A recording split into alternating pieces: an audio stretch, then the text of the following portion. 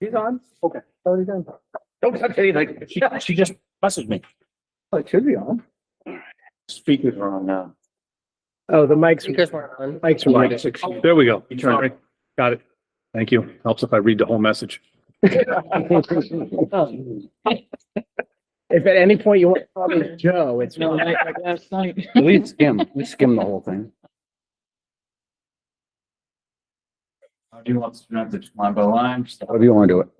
How do you So- want to do it? I'm gonna start you off with your salaries and benefits. I apologize. I forgot to write those down on everybody's things tonight. So I'm getting there. I would say like highlight any major. That's what we did. Maintenance salary, 3 people. Elementary school, 4. Middle school, 5. High school, 5. And 1 director. For the first two. 4 and 5. 3 and 4. 3, 4, 5, 5. Wow. The custodian sub salary, that is an average, Average of. 3 years. Maybe 4, because if I look at those 3 years actuals, it's like maybe it would have been higher. And the same thing for the district-wide custodial overtime.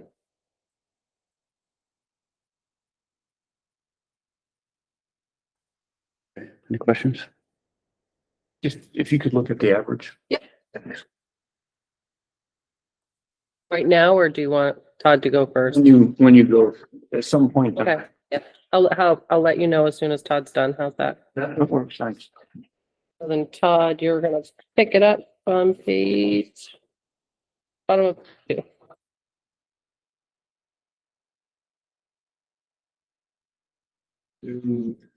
Very bottom.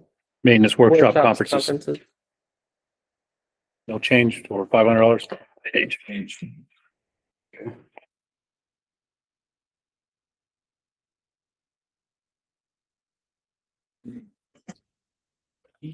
Don't have a lot of chipping on here. First thing you're gonna see this year that wasn't there last year is the trash removal and recycling, because we're picking that up. It's in our budget now. That's in there 33,302. That's currently paying times the 5% CPI for trash. Is what we're told by the current vendor. So I don't know. What's the percent? What's that? What percent increase? 5? Thanks. I didn't know that there was a Such a thing. price index for trash removal, but it's an actual And that's just, we only have a 1-year contract with them, right? with them, yes. So we're gonna go out a bid again, correct? In Yeah. Can you go up a bit again? well, shut up, Terry. I'm just gonna sit here and be quiet the rest of the day. I thought we had to. Sounds good to me. Okay. All right. I think this is by law, say yes. Yeah. There's a lot. You were holding them up. Here we go. Right, next we have small increase in contracted services. These are our year-to-year contracts we have for things. Boiler service, sprinkler service, and fire suppression service, our normal year-to-year contracts that we pay. Increase there based on the increase that we get charged. There. Next, we have some increase in the repair lines. You'll see $2,000 increase in the repairs for the grounds in middle school. That's to rebuild the irrigation pump that services the fields. You'll then see a large increase in the high school grounds repairs. We added in that over to almost 8,000 for some driveway crack sealing. That's our crack sealing the high school driveway cracks. That increase there is for. The next large increase you see obviously is in the lease payment for the high school and middle school. That's for the energy project. Everything else stays pretty as well.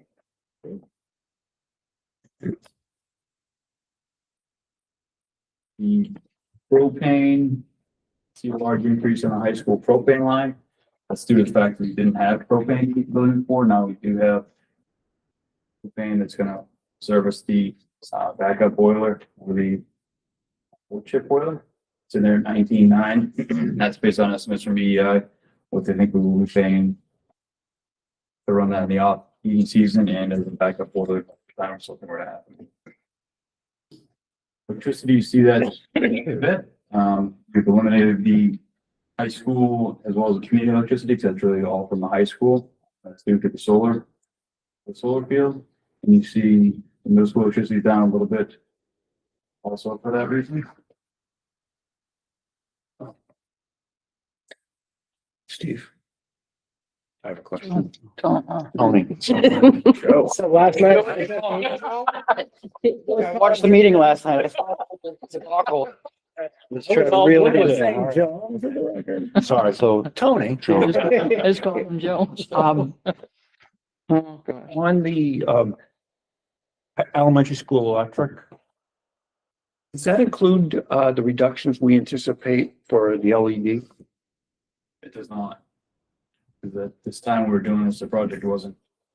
Which is fine. I'm just trying to get a reading on, do we have an idea what that's gonna reduce? And if we do, if we could just, So the way I plan on paying for it is on-bill financing, so we'll continue to pay our same bill, pay the property tax, we won't see it right away anyway. we'll see it by not having to pay for the Project. project. And we'll see it after the payback period's done.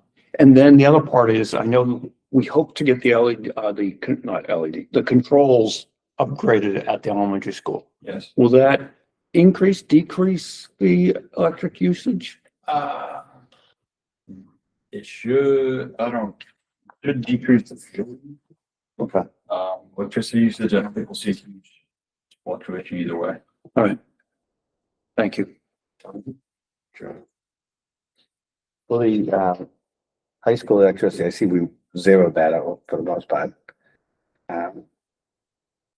The SAU electricity, that kind of went back up to the original amount. 4283. Just wondering why we put that up. Basically it was. It's based on actuals.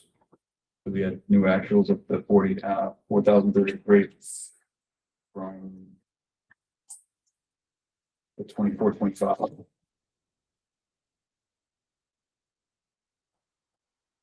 With the solar panels and stuff like that, I know we've only been in for 6 months.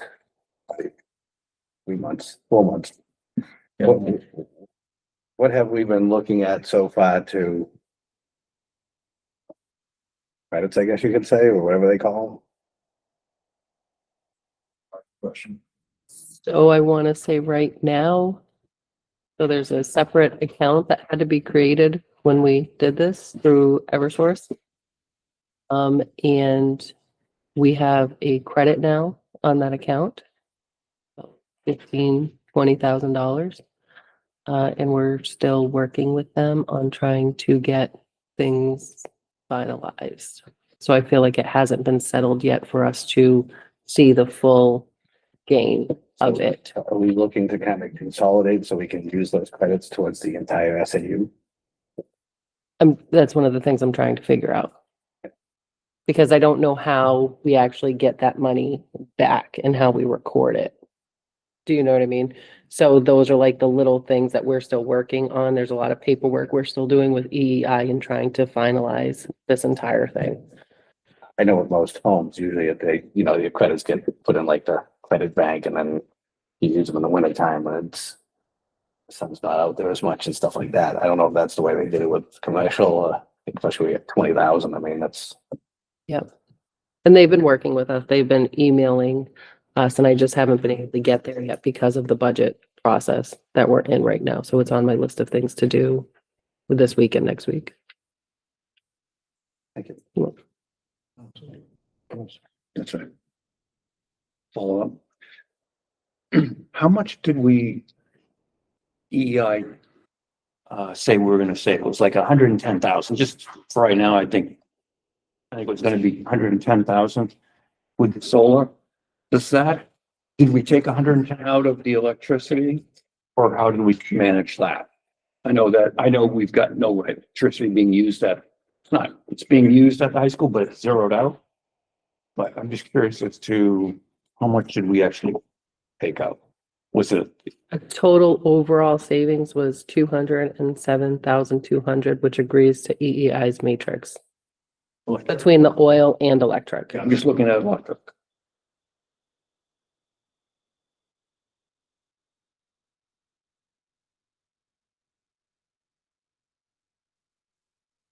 I If you can, thought I took the matrix out of here because we were talking about it earlier, so it didn't make it back into my binder. So I just gotta pull it up. Oh, you have them.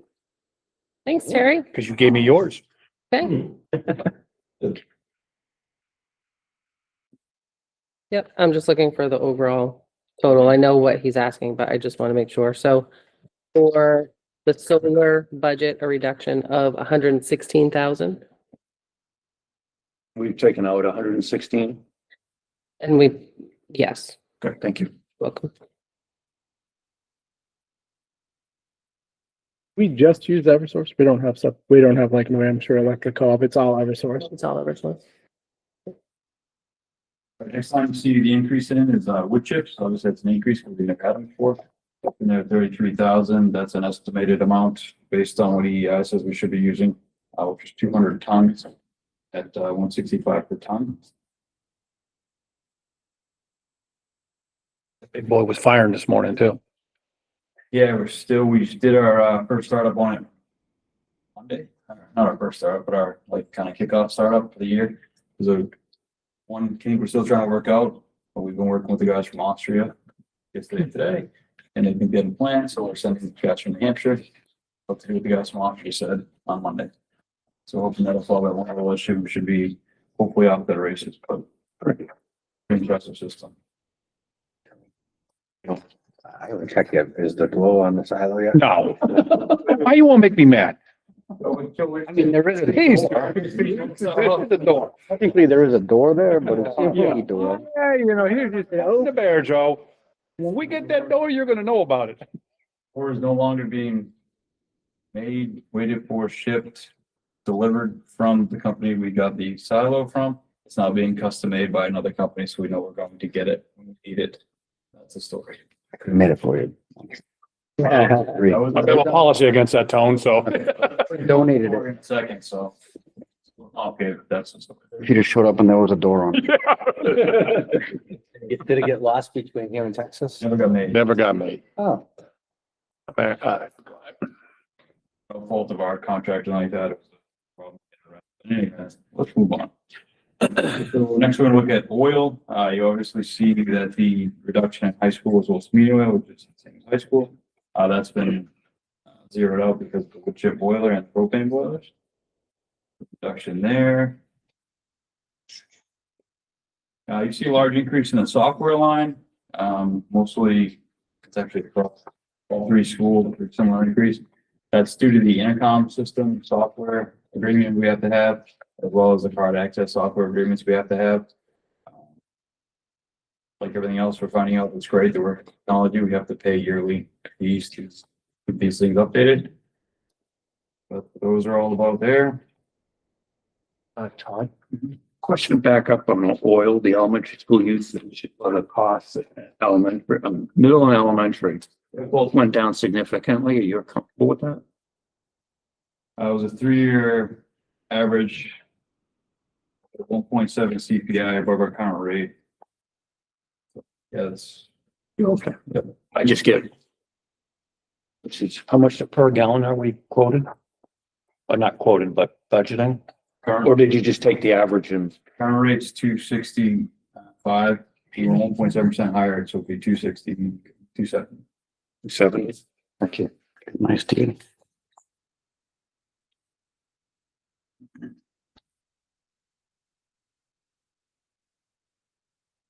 Okay, now we have some increases in the equipment line. We're looking at 4,200 for a wide area vacuum for the high school. I'm sorry, wide area vacuum for the new equipment line. Sorry, that is the new equipment line. The replacement equipment line is the high school. It's a bathroom cleaning machine. We've had smaller different variations of them, but they no longer make those. So we're moving to the same machine we bought last year for the elementary school. It's like a high pressure machine to do the bathrooms. And that is it.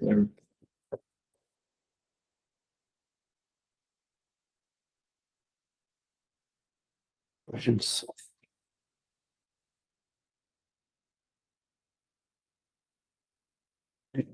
So that's it. Thanks, Phil. Tell them to win.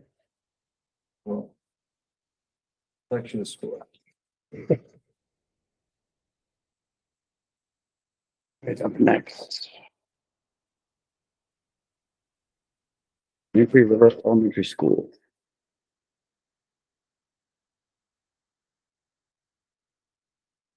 Okay.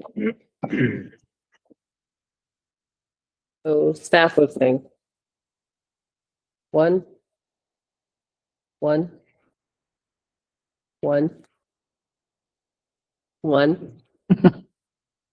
23, Right one. 2, 1. And the team leader stipends are 6 at 2,600 apiece. Your co-curricular is included in your backup. Your nurse is 1. Just like I indicated last night, that elementary school instructional aid salary, that is supposed to be behavior coaches. So I will make that change as well. So there are 2 of them. Which line? I'm sorry. Elementary school instructional aid salary 114. Yeah. The 60,000 is 2, is 2. and it'd be like last night behavior coaches. Correct. Welcome. Nurse aide is 1. 3 secretaries. 2 principals. Elementary substitute salary, that's a 3 average on the actuals. Not to flip flop too much, but going back to Todd's, it was a 4-year actual. I felt like the 3-year actuals were too high, so I added in the budget for fiscal year 26. Then, just like I did last year, I was trying to break out the nurse substitute and the secretary substitute, so I added $1 in those lines for that as well. And then after that, you have your health, dental, life, disability, social security, New Hampshire retirement.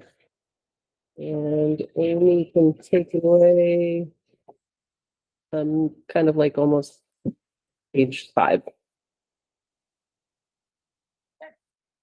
So there are no changes. When you go through professional development, repairs, lease rental, student transportation. Increase postage and fees. Before you go on, Charlie, field trips, how many field trips are you, is 3,600 going to get you? so that's approximately $100 per each grade, and that's 4 field trips, 1 per grade level. Okay. So when we come to the general supplies, the bottom line is a difference of, we're slightly down. We're proposing $86 less this year than for next year compared to this year. But I just want to point out a few lines that are slightly different. The gen ed supply line is down by $1,000 for next year. The math supply line is decreased by $1,300. But you will see an increase in the office supply line by $750. The English language arts supply line is increased by $950. And the phys ed supply line, I'm only giving note of it, it's only up by $210, but it's a large percentage increase. And that's just to replace more PE equipment. It's $40, and now we're proposing $250. You'll also see the guidance line is increased by $200.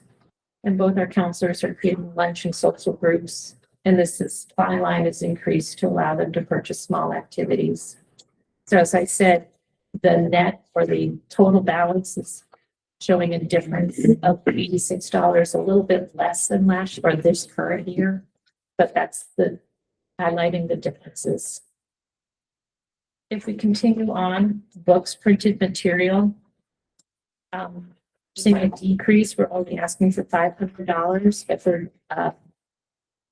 reading books. And it's because we've made a large investment in decodable books for our classrooms over the past 2 years. And so this is just replacing the ones that get ripped. General periodicals is a slight increase. That's just because the cost of acquisition.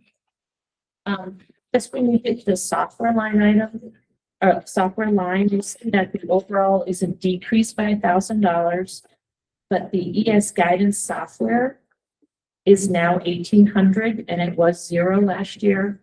And this is that we have removed it from the ES media software line and we brought it up to ES guidance software. For accounting purposes, it's more accurate to show.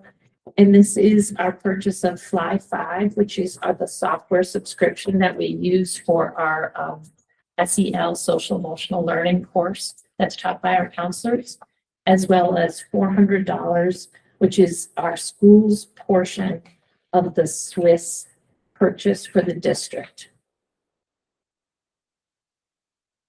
And all the other lines are static and have not changed. Yes.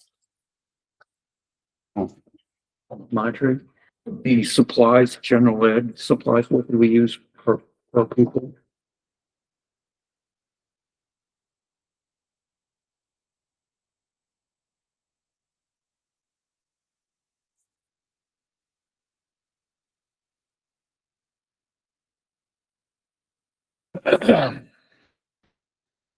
I calculated it out per pupil, John, but it did not make it on my notes. Okay, if you, thank you.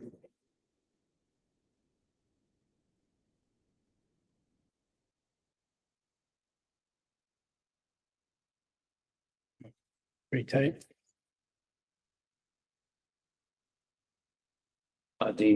You could go over your staffing, Amy, for next year? Currently, we have 5 teachers per grade level and we're proposing per grade level. Continuing.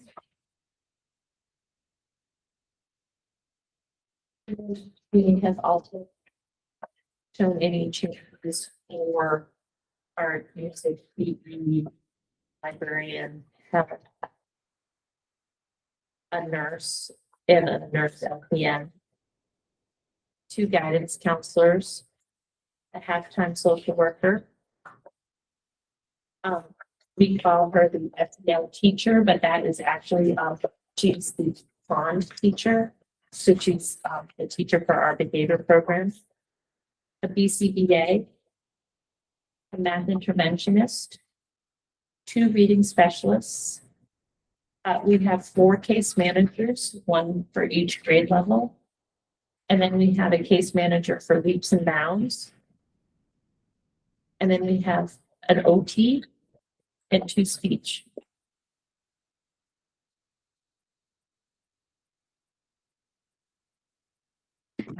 The justification, Amy, for 3rd grade, you've got 66 anticipated students.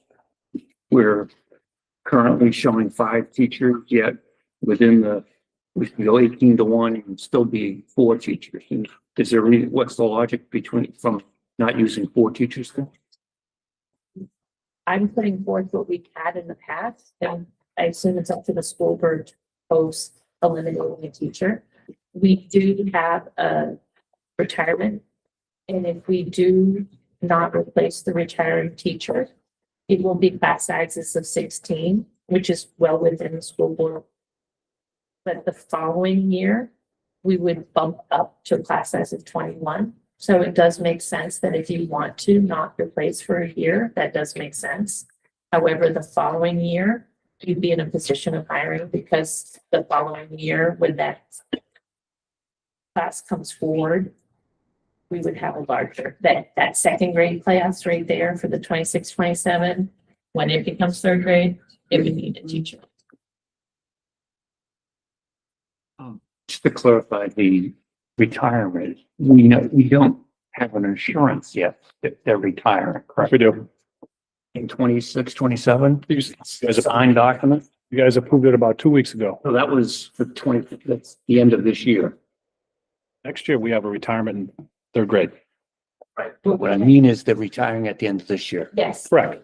So we'll, we don't know if anyone's retiring. That's right. At the end of this year, we have a third grade teacher. so that spot is still there in the budget. Yes. Correct. It's just a matter of who that might be. Did we budget it at the individual salary, or did we go with like a step 6, like we traditionally do, 2-person insurance and such? I'm sure we did his position.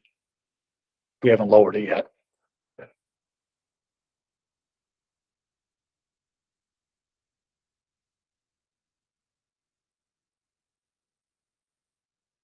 The cost per pupil for the supplies is $44.06. There you go. So Sorry, no, that's okay. how much? $44.06. Thank you. Thanks, Amy. All right, next. Raymond High School.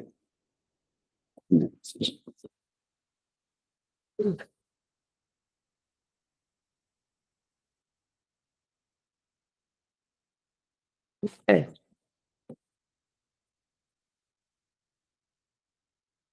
High school athletic director, 85%, What's that? 85%. 85%. So, The remaining 15 is under the middle. school. So we've split that salary, 85 and 15. okay. High school art salary, that is one person. John, I did look into what you had asked me yesterday. John was questioning that dollar amount. He is correct. It should actually be 58,696. 58, $58,696. 696. That's high school art. I did double check all the benefits and everything after that. Everything else remained the same. No. It was, yeah, I wanted to double check though. Business 1, English 4, world language 1.8. Point 8. Thank you. Because the other 8 and the other 20% is. Down below. Yep. What's that next line? Phys ed, 1.5. FACS and health, that is 0.7. That's where the remainder of the 0.2 is. High school industrial art salary, that is 1. John, that was the other number you were questioning. That one's correct. Thank you. Welcome. Math, 3. Music, 1. Science, 4. Computer, 1. Social studies, 4. We have a new line here for high school regular ed teacher salary. That is, during our student services budget, they had said that one of those people is actually considered regular ed. So we have moved that out of their lines into that line. I can't remember why. He doesn't have special ed certification, but he still works with all those students. What's the room called, Peter? You go 201 room. One room where students who are behavioral, struggling, both regular ed and special ed. So like how Go we to have that like room. a green room Yeah. and a leaps Well, and I wouldn't even bounds say room. it's a, So those are qualified under regular ed. Yeah. So to be consistent, we did the same thing here. it's not an added position, it's just a move of funds. Yep. One person. Guidance 2, media 1, health department head stipend, department head stipends, those are 6 at 2,900 each. High school in-school suspension salary, that is 2. High school co-curricular, that is included in your backup. Then you have summer school, Saturday detention. I don't know when we want to have a discussion about that. So yeah, do we not do that anymore? Saturday. Or is that a volunteer position now? No, we didn't, we stopped doing that, December of last year, I believe. That stopped. Because I believe we couldn't get anybody to do. Couldn't get anyone to do it and students wouldn't show. So that person who would show would sit there for a couple hours by themselves. So Did they learn their lesson? we did. Yes, that staff member stopped showing up. Where we don't do Saturday detention. ELO is one, nurse, one. Athletic trainer at the bottom of that page is 0.85. Next page, high school guidance secretary salary is 0.5, and high school secretary salary is 2.5. 2.5? High school 6-period stipend, we typically budget for 2 of those. This year we decided to reduce that to 1. High school principal, 2. High school substitute, average of 3-year actuals. And then we decrease the jump start stipend as well at the bottom.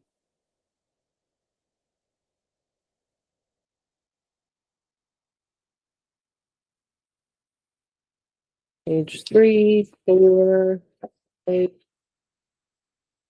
Top 6 are all the benefits that coincide with those. And then Pete, you can take it away at the bottom of page 6. Okay, bottom of page 6. So changes there. We will go to first set of big changes will come out of our repair line. 500430. We do have a increase in repair for the music program. And concert tux, shirts, tux, pants, and jackets cleaning. So and that is increased cost by our vendors, which is why that one went up. And then high school athletic repairs also went up by 2,000. And that is for the increased cost of safety inspections, reconditioning, cleaning supplies for the wrestling mats, things along those lines. So, and again, increased because of additional costs from the vendors.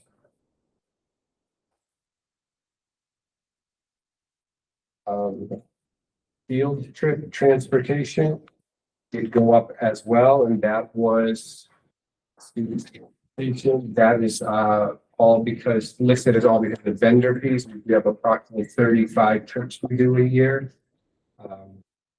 From ELO to competitions with the math team, Grand State Challenge.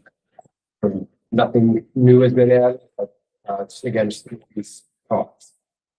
I'm confused. So if I could.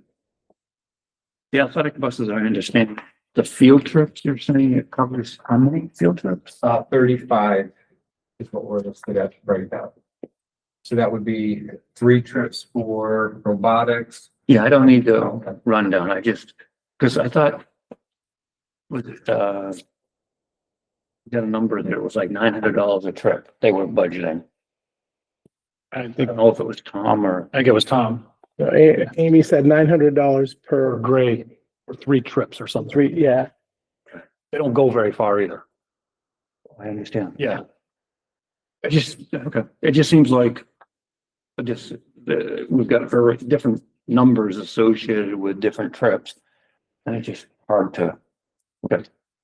I'm struggling with it apparently. Nobody else. I see the discrepancy you're talking about. The distance, the time, the out, I can let you know right here, because we got this from Jeremy. And athletic pretty much is the same as, What? I understand. It's the field trips that I. well, just field trips is understand. basically the same thing. It's $36.85 an hour, a minimum of 2 hours, $3 a mile. That's what Dale charges. And then any events is $450 a trip. For students, $110 per hour, and Royal Rides is $585 per trip. $485 per trip. So that's the breakdown of when we have to go outside, Dale, what it's costing us to. Can we have copies of that? Yeah, I get you that. Yep. Okay, next large increase, we will be looking at the under travel. That under the athletic department, that is $2,000, and that is to cover the cost of mileage reimbursement for coaches, the athletic director and the athletic trainer when they don't have buses and the coaches need to drive themselves to get and trainer and the AD need to drive themselves to those events. So that's what that line is from. The supply line. We have a few of them going up, but a few of them going down as well. Most of the supply lines that have been increased are increased due to vendors' costs going up. So that's this, that is the reason for the art supply line. Big decrease in the business line, as they didn't have the numbers they expected. Bless you. last year in the class, so they have some extra books left over, so we don't need as many of those.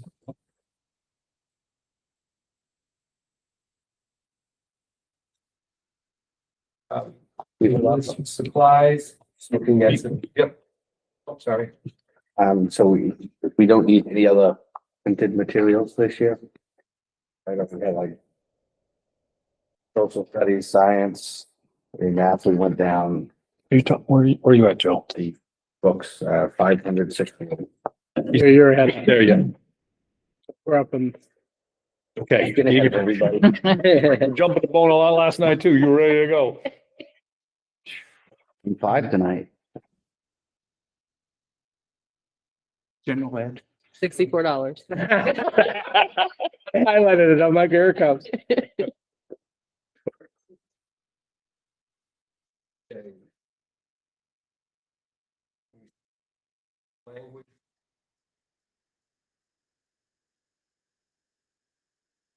Either same cost, but, are the same supplies, but, prices have been increasing. And then they're looking to get some, additional verb resources and folders for the students, to help with organization and their executive functioning and word recognition for the world, like.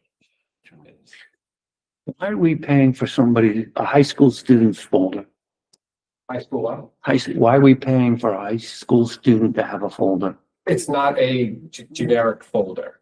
It's not just it's a folder with the verb boards in it to help with executive functioning. It comes with a set of supplies in each packet that the kids get and help learn the language. And how much is that? A total of $1,000 for that line. Or for that one particular item in per line.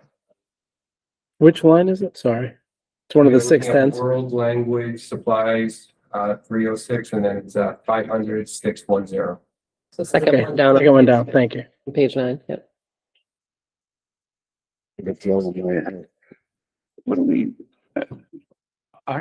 Where the students are getting this information from the teacher, right? Yes, the teacher has it. And then we've got to give it to them in a folder too. It's an additional resource to help them study and learn their word and the recognition of the words. Yeah. Okay, and phys ed supplies went up just a little bit, increased product. Pete, we don't want $150 we're not gonna deal with. Perfect. And then $1,000. that was perfect. Yeah, All maybe the athletic supplies. athletics. 334. That went up about 5. That one. I mean, I guess I could figure it out, but that would be the only other one on here I'd be interested in. So the athletic supply increase, yeah, that went up significant. It's to provide additional team balls. Supplies needed. The state has changed the game ball requirements, so we have to update those. Med kit supplies, additional hats, scorebooks, mouth guards, so it's the basic stuff, but again, costs are just going up, paints for fields, and then one addition to this is the senior flowers. So we're covering the cost of seniors getting flowers for their parents on the senior nights. Before that was coming out of the gate. Are football uniforms in there? Practice balls, game ball, med kits, flowers. No, not on this particular one. That might be under the replacement. Don't Yeah, look, typically don't look, about I'll get you confused. Oh, Stay that's there. so easy to do, so. There was something you said that had me. Roses. What's that? Flowers. No, not the flowers. It was something, but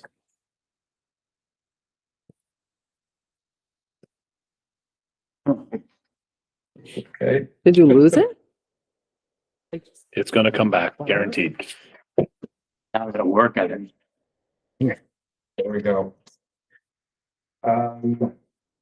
No major changes then under printed material, the books lines. Oh, Joseph?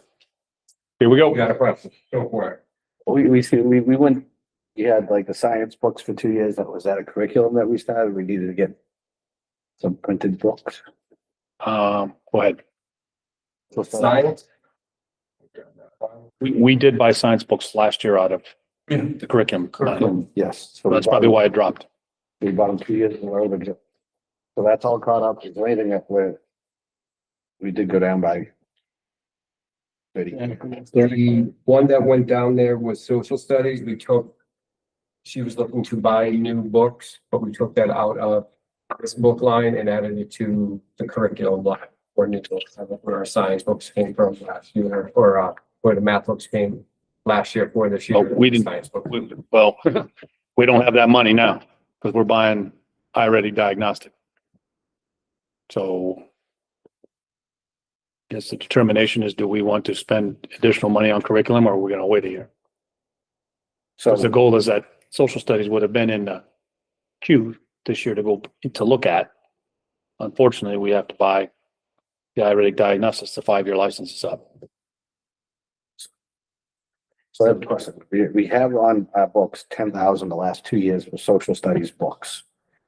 How many books did $20,000 cover? Because that pretty much should have covered, I think, the last guessing.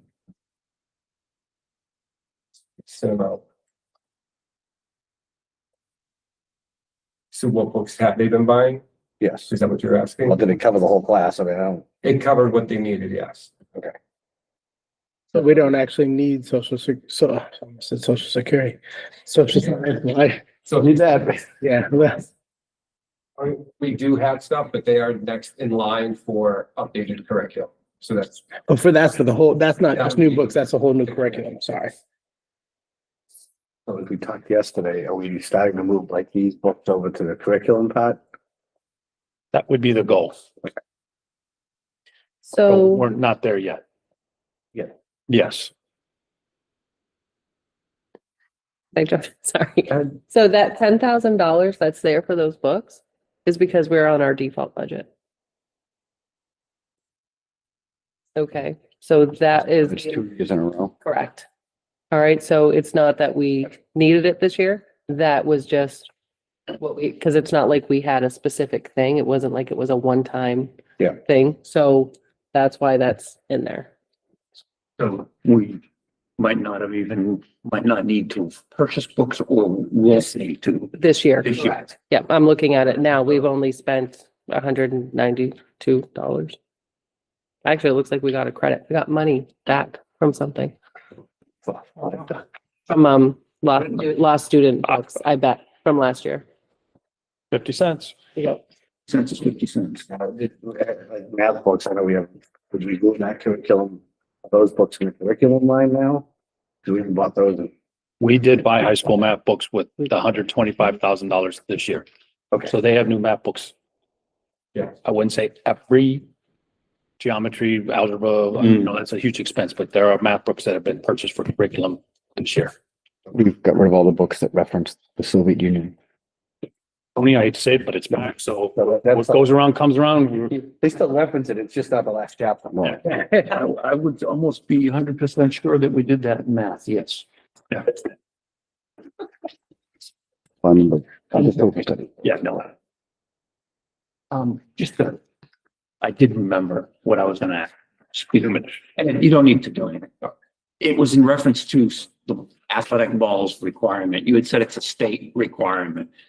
Yeah. Just to clarify, it's NHIAA, correct? yes. Okay. NHIAA has changed. Yeah, no, I understand. I just want to make sure people at home understand it's not the state, it's a different entity. Yeah, yeah. It is NHIAA. High school sports sanctioning body, Yes. essentially, yeah. Yes. Extra spread to them for those. I don't know. But I guess, The Tom Brady special. They're footballs that only bounce in our direction, they're color coded. Go to green, go to green, go to green. Okay. Where are we at here? So it takes their books and then periodicals. We do have an increase in the English periodicals lines. This is for a yearly Kahoot subscription for 4 teachers, a digital theater subscription for the department, and a tablet subscription for the department. So that is an increase this year. What was the last one you said? Tablet? Padlet? Tablet, yeah.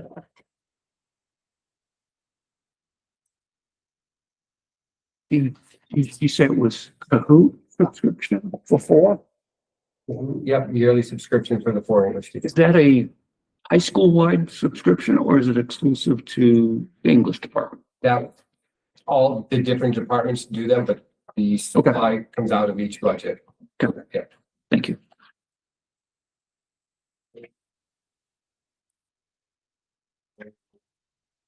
On to high school computer software.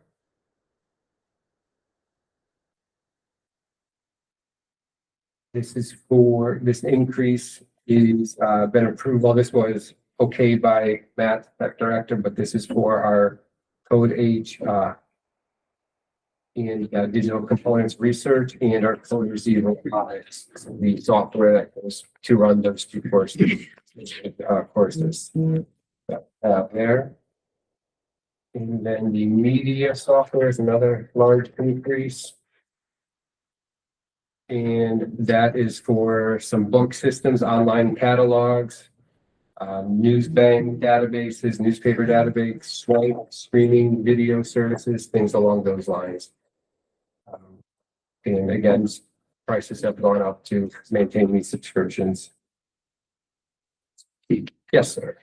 Are those the same subscriptions he had before? There is one additional one, I believe, ProQuest, which is something new that he has put in. It is a ProQuest academic video online, which covers stuff that's Swank. Another one does not have, such as 60 minutes and things along those lines for research if needed. What's Swank?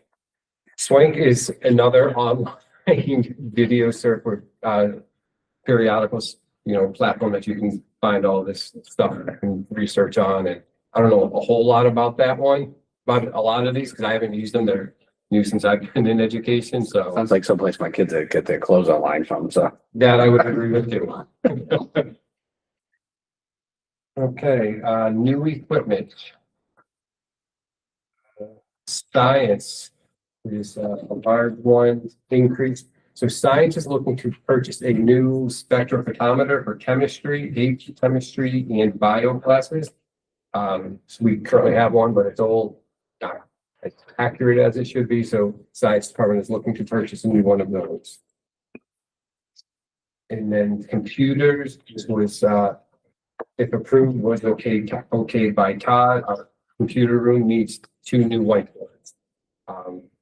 Hard to erase, just getting old and abused, and so we're looking to upgrade those for the computer room.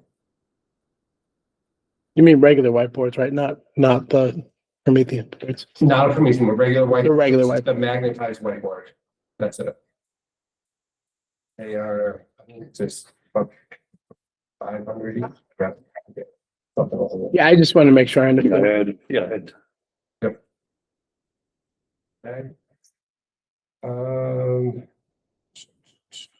High school tech ed equipment. This is a larger one as well. So Mr. Gregory is looking to buy computer aided designing and computer aided manufacturing controls, because what they're looking to do is working on a new course that is into a new program of studies, which you guys will be getting, in the next couple months, and a new course added. So what they're looking to do is to build the stuff, the wood shop, or in the tech room, that Psych would create the robotics models for their students in a robotics class. So they're trying to, manufacture that stuff through the computer aided design, create that stuff, build it, go through the 3D printing of it, and then Ms. Psych, which would use it in her computer class.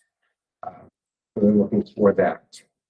They're also looking for a Yeah, I don't understand that. So if you could try to, Sure. So they're gonna be creating both 2 and 3D models and use the models to develop and learn how to use the CNC, which is a computer numerical control system and a milling router with laser etching and a variety of materials, wood, acrylic, things along those lines. So they want to build stuff that they're going to be giving to Ms. Sikowitz in her robotics class. So they'll be building the material that she and her students would then fabricate to make the little robots and all that stuff that you saw the demonstration, I believe, last year when they were in. thank you. Is that one machine then? That's one. And then the other one will be a Fox Allen machine, which is for a larger router project. That one would have to be under the direct supervision of the teacher. So that's going on a little more one-on-one they'd be doing with that one, and that's a larger priced machine. So there's a couple of different items that they'd be looking to buy to do this. Which is why it's up to $6,000 for that line. Thank you. Okay. New furniture. I believe we're at here. Sorry, real quick before Yes. you keep going, the new equipment athletics, is that what you were referring to? Is that where we would find? So- Yes, new equipment, athletic. Glass, Thank you. uniforms and stuff like that? That was what, 700 for new equipment. Yeah, 500, 731. New equipment, trainer mat supplies. And no, this is a squat. So training supplies for $3,000 and a squat rack for the weight room at 2,700. So we're in the total of 5,700. Uniforms, I believe, are under the replacement equipment. Okay, sorry. I'm hoping. Should be shortly. I would think so based on this. Bill. Furniture, Joe, you're, It's okay, Steve, we had a question. Maybe, No, sorry, just a side comment. 'Cause I looked at the line that he just mentioned and based on this, I would think there's gotta be stuff in there.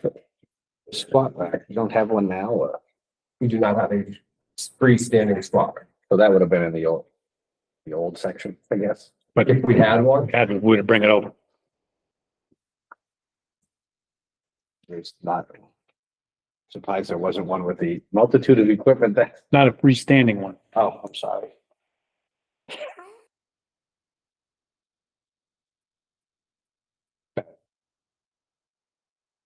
right, new equipment. So science is one of our science rooms. We're looking to replace the chairs in there. The tables that are in there are higher than the chairs that are at that table. So it's a kind of almost like a higher bench seat. And the seats are lower so that, tables don't line up for the kids right, as they're sitting there doing their lab. With board permission, Todd did approve, saying that it is a need for that classroom as well. But that's what that $2,700 line item is for. Yeah, make a recommendation as well for furniture is those chairs over there could be replaced. These chairs suck, Mhm. like they're getting old and they're wobbly and they're not very comfortable. I sit in them for way too many hours a week. And they're really not good chairs. Those black to this for years. Yeah, I mean, I can do without air conditioning, at least give me a comfortable chair.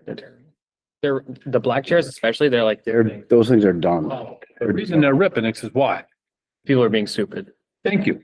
All right, then let them sit in the rip chairs. That's what I I, want a nice chair for me. okay. We deserve nice chairs. It is in somewhere in one of these line items with the thing to replace 8 of the wooden chairs here coming for to try to. These things are beat. Will replace. Last, chairs are getting replaced fast. Oh, these aren't the wooden chairs? At least the ones, well, yeah, which ones are the wooden ones? The ones with Yeah. no padding? All right, yeah. Oof. These are the ones, the solid wood ones with no cushions. Those we're looking to replace. Those we're gonna try to buy 8 per year until these wooden ones are gone, and then we'll start working on getting rid of those ones that have been peeled apart. Altered. Yes. That's true.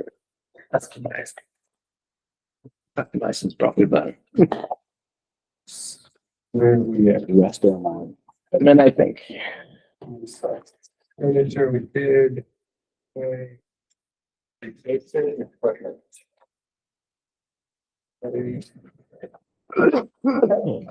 Big line item there would be under the computers, replacement one.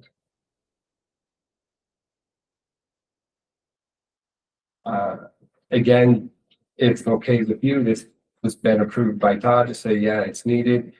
This is, they're looking to buy 2 adjustable desks. Tables are about this size, are computer desks, that can be raised or lowered, which would now match the rest of the tables that are in the computer room. So we got 2 outliers, so they're trying to get those in so they can all kind of work together. What line is that, Pete? I'm lost. That On page is 11. replacement equipment, 314, about these 6. $1,600? Yep, Okay. So we're gonna get 2 and that was, $800 a pop. yeah, they're larger tables. Can be raised or lowered as well. And then the big one is the athletics one.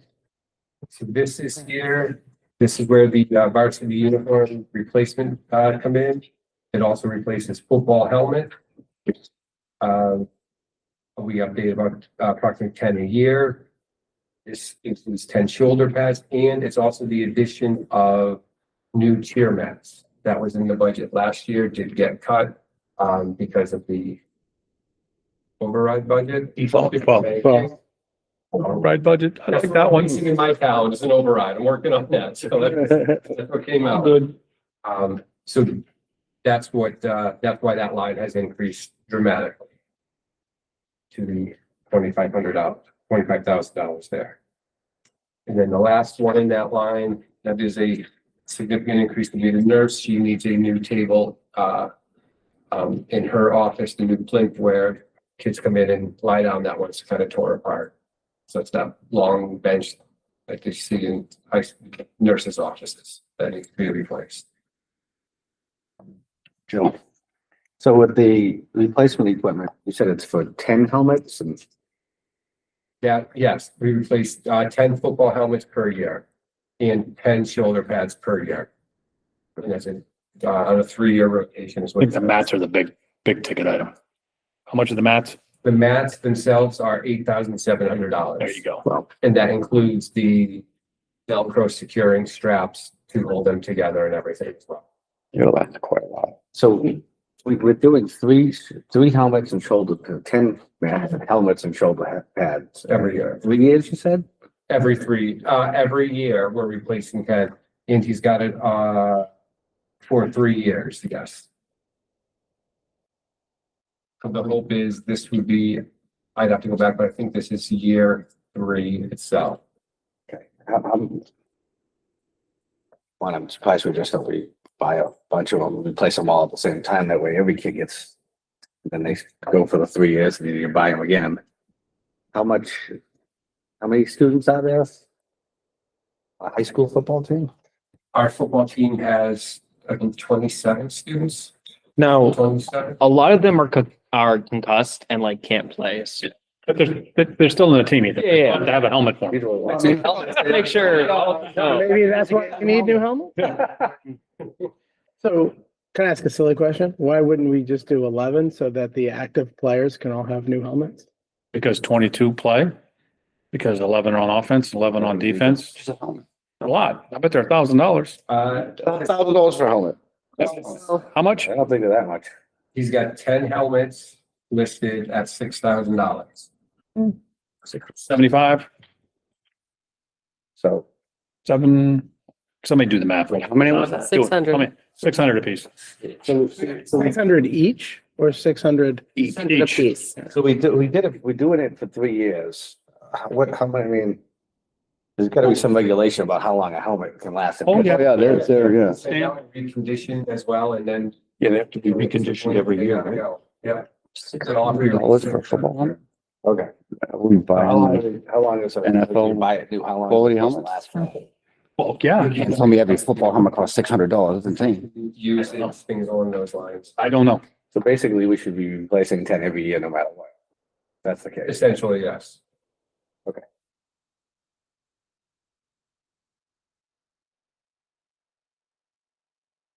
And then we go to dues and fees. One large increase there as well.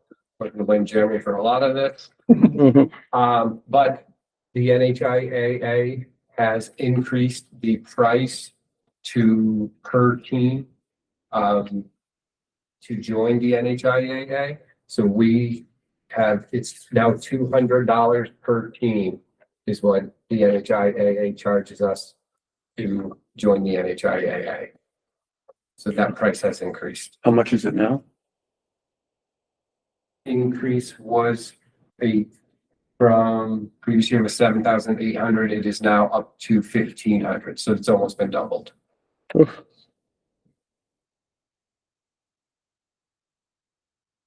And that does also include. So we start the Terry Leatherman Athletic League. You can be the commissioner, John. For some reason, the acronym TALC came to my head. So, Yeah, can we get an explanation as to why the helmets are $600 a piece? Custom. That seems high. No, That seems high. It's just the construction is very expensive. A lot of it's got to do with so much is that insurance. Mm. Because if you get hurt wearing that helmet, most likely a severe injury, they sue the helmet company. Pretty suable. Because the kids, because that's how. So if I crash my race car, I can sue Bell if I put my head. Not saying that, I'm just, a lot of people got out of the football helmet business Okay. due to lawsuits. I can look it up, but I'm processing now. I can remember. I think, I don't know if Rydell's even still in the football helping business because. Why would anybody make helmets though, if that's the case? Why would you even bother? That's why they make it for $600 a pop. Yep. Still making money at least. I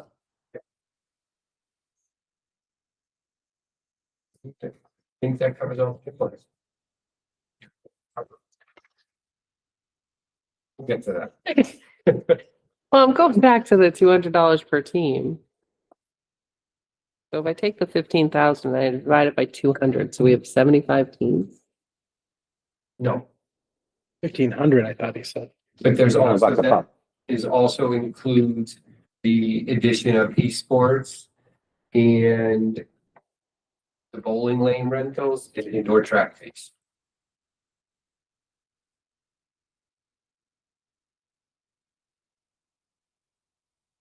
Because that one's a nice. So if we could just get, it doesn't really matter, so don't worry about it. I'm just frustrated with it, NHIA, it doesn't. Because Can we we don't get- know what it really went up.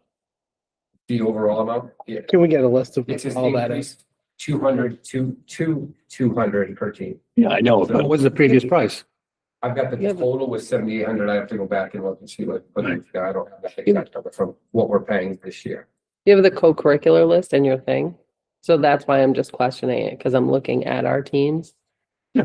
And it's saying it's $200 per team. So if I take the 15,000 divided it by 200, it says we have 75 teams. And Right, that's an the increase part where of, this- increase of $200. What we pay now, they've added $200 to the fee. So if bowling was 150, it is now three. it was an increased, the price is now 200. Oh, Yeah. It was either someplace between $1 and a 199 before. Right. Yeah, I was, my brain question was, action. for the 20,000, can we get a list of what the breakdown is for that? I know some of it's the fees, but we seem to have, More detailed. yeah, just some more detail. Yeah, whenever. He doesn't have to do it right now, just at some point. Oh, I have it right here in Munis. If we could just get it on a list so that it's, we're not here writing down everything and repeating everything for John.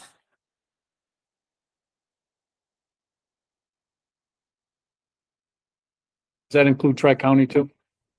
Or is that middle school? It's middle school. I know, but Jeremy, I know, I know we probably got to move the money over, but I'm thinking right now, Tri-County's got something.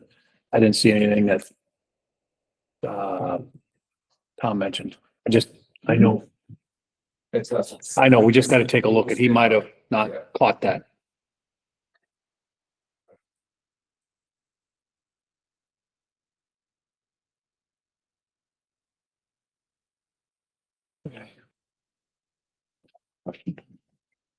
Regarding your projected classes for next year, I know it's guesstimate of what we're doing, but in the write-up, I don't need it now, Peter, but if we could get what we anticipate teachers are gonna be teaching in that, for example, Mr. Koch does science, he does math, so there are splits there. If we could get just a breakdown like that to say, I know our FCS teaches also French, so you just get a breakdown like that. It doesn't need to be my name, but if it is, that's fine too.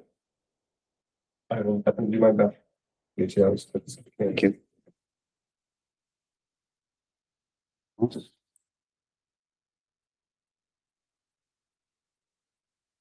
And the other thing, just to follow up. Yeah. I believe, and I don't want to be presumptuous, but for example, art is listed where that teacher is like 13 or 14 different sections. Yes. And I know there are some that are combined, or I presume. Yes. If we could make sure we understand what those These are. ones are combined. Yeah, Typically. Yep, of course. thank you.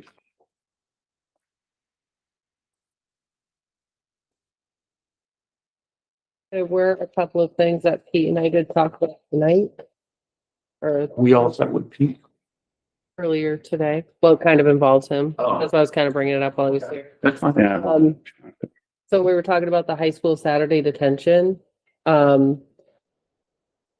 He is asking that we add $6,851 for after school as opposed to the high school Saturday detention. So, yeah, this is where that, after school academic help session comes into play.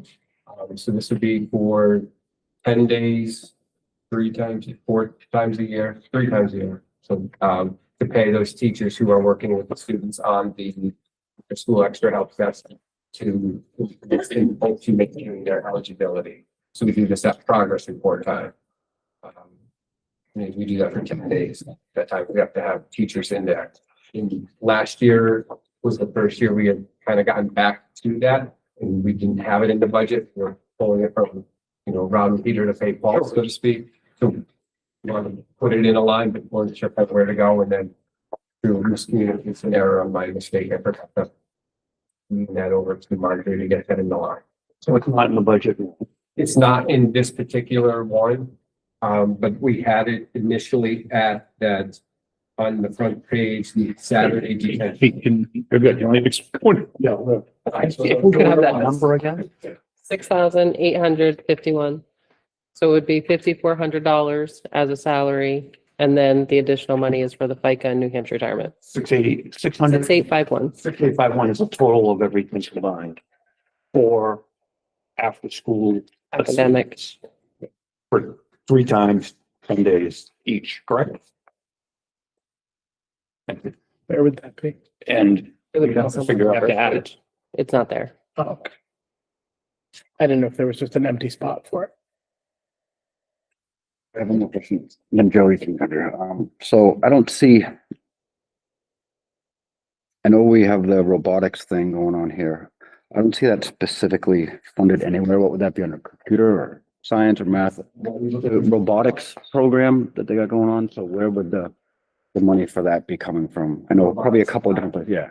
In general, I believe you discussed that. Let me find the exact. Just computer supplies or.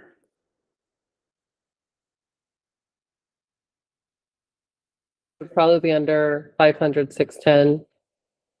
And then under function code 314. Oh, 1,000.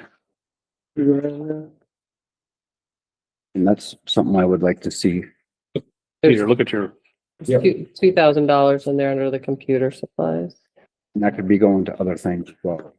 not just specifically robotics. It's not a specific thing for robotics, it's just listed under all the computer stuff, where she pulls everything out of that one. But I mean, kind of the list of what she's got for it.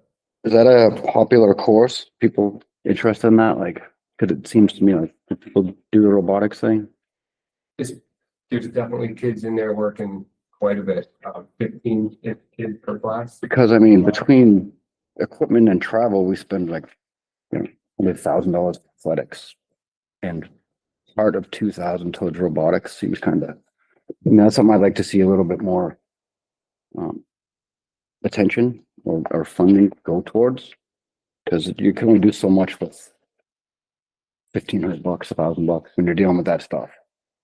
When you're talking about computers to run the software, I know we had that debate years ago that they don't have computers capable of running the software to do the CAD programming to We do make. now. Oh, good. Finally. It's like, see us get somewhere where Salem is and they're robotics. What do they? But I mean, actually, they don't pay hardly anything for it because it's, a lot of it's sponsored.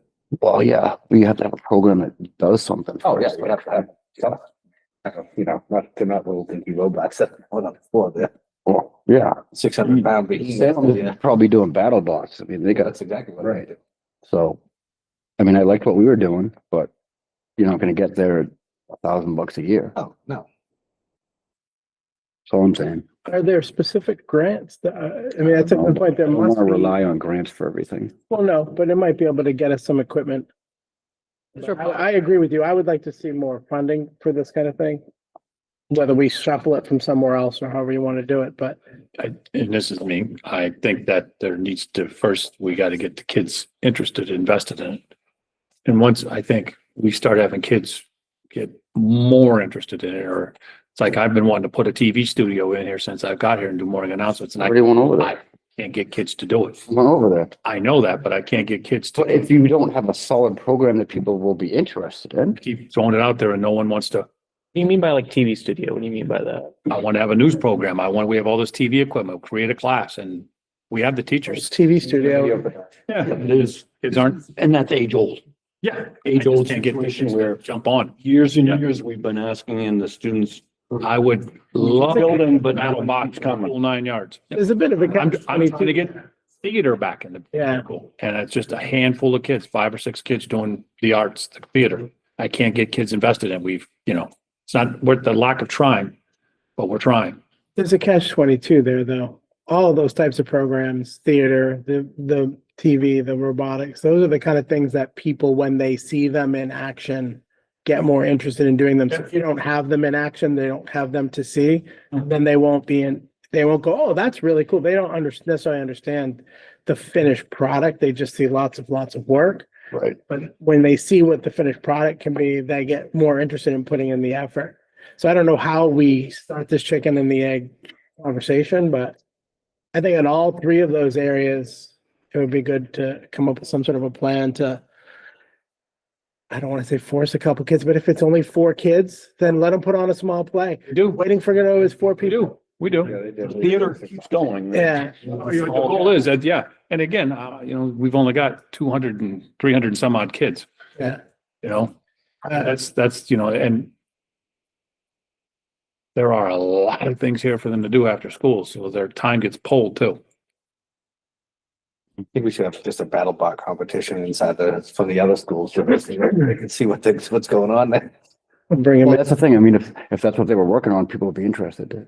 But so many kids, I mean, they see what they're doing here with the little things going, following the track is cool and how to program it, but They're not, kids are like, meh. yeah, I want to see. So that's how you get to the big stuff. That's But- steps 1 through 3. Right. They want to be on step 15. Right, but if they see that that's the end game, they're gonna say, okay, where do I start? Not, okay, this is what we got, and It's just ultimately it may lead somewhere, but who knows? age-old sales technique. You got to start with the sizzle, not the drink. Right. Oh, sorry, good.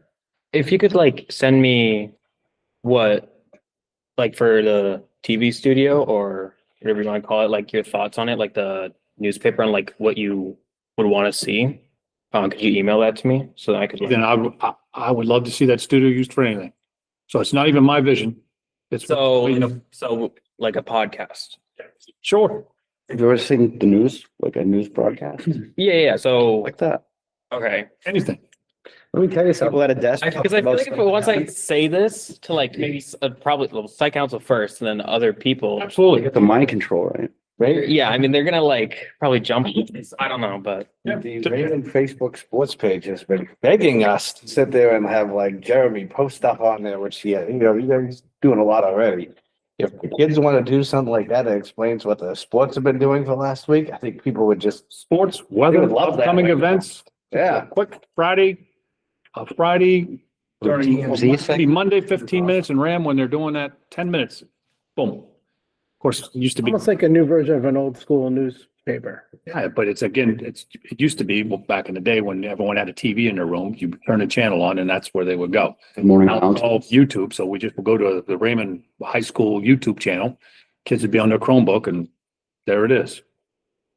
And that's all I want. It's something simple. Like you said, it's just gonna take a couple of kids to start doing it. Yep. And then other people will Once get on people board. see, oh, look, that's cool. I want to be on that. I'd take a camera to the volleyball game and I can do the highlights eventually. I've been beating that drum and like, that's the again, I'm not gonna force them. They got a kid because it's something extra. It's more work. Right. It's showing up here at 6 o'clock on a Wednesday night with a camera to go down there and take Some some game, interviews. bring it up here, edit it, all that stuff. But you're not doing that in a Well, I will say, 45 or 50-minute class. I will say that the equipment now is better than what it was even 10 years ago, where you could take something like Oh. this. Tape, edit tape it, actual yeah. tape together, like, But it's still, I agree 100%. Yeah. But, you still need time to do. yep, So before we all go too far, Well, just caught the John disease. all right, moving on. think about, Don't worry, I remembered, so you will. It'll come eventually. I had something and I lost it. And when I grew up in Tewksbury, all the meetings were filmed by kids. You never adults filming me. Yeah. They might, the teacher might start up, make sure everything's all set. We would come in there and start the meetings and do all that stuff. We I never. remember. Journalism. I assume we have some sort of a journalism segment of one of our English classes, just for No. article writing. No video yearbook. They do a video yearbook. I mean, a little bit of public speaking, Yeah. I think. It does a little bit of stuff like that, I think. There's no school newspaper. There's. I mean, not school pay, not like newspaper. Oh, it doesn't have to be, I didn't know if we had anyway, a journalism style group would be the perfect group to transition into TV reporting and being in there and doing a quick segment every week. Group doesn't exist. He wants actual reporting too. I'm just saying, we take the kids who already have an interest in talking about those kind of things and we put them in a new media and it dovetails in. That's all. But if we don't have that group, then it doesn't really help. All right. Elmo. can I just bring up one more thing in regards to Pete's budget? He mentioned the media center chairs. There was a miscommunication between him and I when I was adjusting the lines. I was supposed to move it from new or replacement furniture into, or replacement equipment into replacement furniture. I just went and zeroed the line out. So that's another thing. Pete, you're getting hit hard. Gee, how you getting up there? How much is that? $2,864. 2864? Yes. And that would be for the 8 chairs in here. Because it was originally under, as Marty said, the replacement equipment line versus the replacement furniture. 2864. How much is that a chair? Expensive. It's like, Chairs. $600. 20 years? They may not be comfortable, but they still fun. How much is that? You said 20 chairs, right? No, 8. 8 chairs? Yes, $358 a chair. that's a good chair. They are. 350. That's a good chair. That's not gonna break in a year. They're pricey, because I was questioning it myself. 300 something. That's just you. Things aren't like they used to be. Go to Walmart and get those camping chairs. Oh, yeah. $20. Something with, You want to sit in a sling bag? some with a little weight to it. Yeah, May have to drop that for you. patio furniture. We can, Maybe it's in here.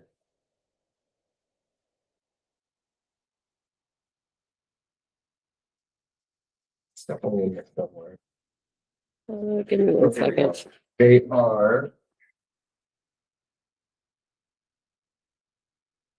I two have, hundred and $27 per chair. Which are essentially the ones you're sitting on without arms. What are is it shipping costs or something that comes to that then $2,800 number? Yeah, that includes it. That would include everything. $1,000 for sure. With that. You just say it's the same chairs with arms. I'm gonna lean on them. Oh, An arm. I know, you need arms. Sorry. Arms are more expensive. $328, $329 per chair. The Okay. delivery is $227. Sorry, I'm looking at the wrong. $329 per chair With an arm or not? without the arm. So Hmm, Ethan's chair minus arms. look how he's sitting. Oh, like the one that's at the end of the table. Your table. Like Yes. that, but cushion. Yep, a cushion. Can we get a price with arms? I mean.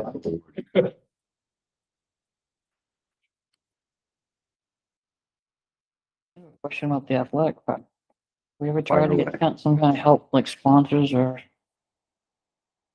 set up something that gets help with the expense of this stuff? Actually, we kind of discussed that. You already brought that policy up, didn't we? Yes. I don't know, pay to play is gonna be Sponsors impossible in this town. Pay to play or what? No, like sponsors. Pizza Hut. It's Rams. sponsors to help pay for I the. think that's coming up, isn't it? Hasn't been fully passed yet. I can't. Down to the Dollar General, Down one to oh seven yeah. Fields, Yeah. yeah, sponsorships. Yeah, that's been for advertising and stuff like that. The NHIA, I know, has certain requirements that you have to do, and not do. You know what those are? Best I thing, can, I don't I know. can I'm sure imagine Kirby what's does, though. probably pretty common sense stuff, like, you know, what's allowed and what's not allowed. Can't have Camel cigarettes as the sponsor of the football field. Come on. What? So you can't have Camel cigarettes as the Oh, sponsor of the Camel. football. I don't think they're allowed to sponsor anything anymore, to be honest with you. Ain't even around anymore? Vapes or gummies? No.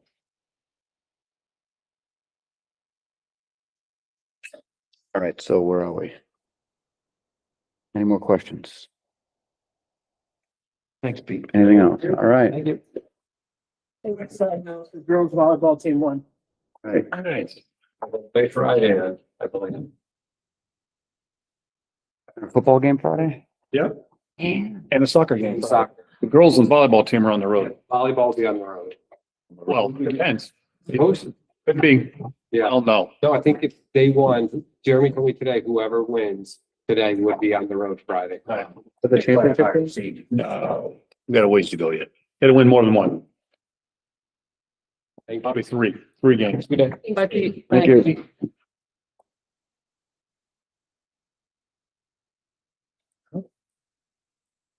Student services.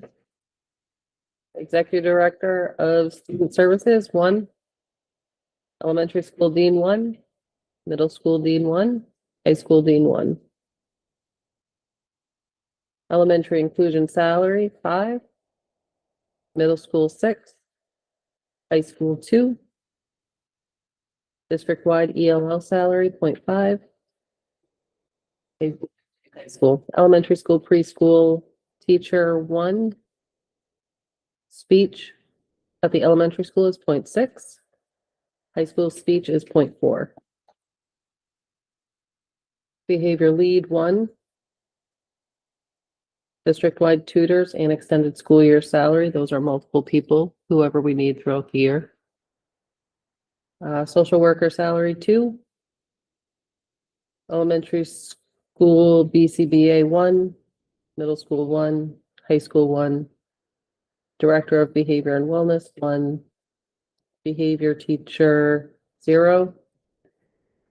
The next one, the professional other salary, I gotta change that line. It should say district-wide psychologist. That's 1. District-wide OT, 1. At the bottom, elementary school special education aid salary, 17. Middle school, 15. High school, 5. Elementary school, preschool is 6. Speech aid is 1. Page 2, Special education office clerical salary is 1.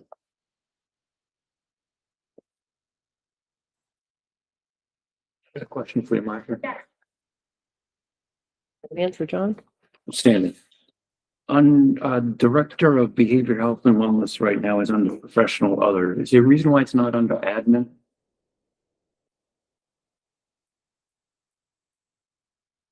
It might have been because I already had a function code for that under 500, 111, but I can look into that. Yeah, so to me, it makes sense to put it under admin, right? Yep. Thank you. Okay.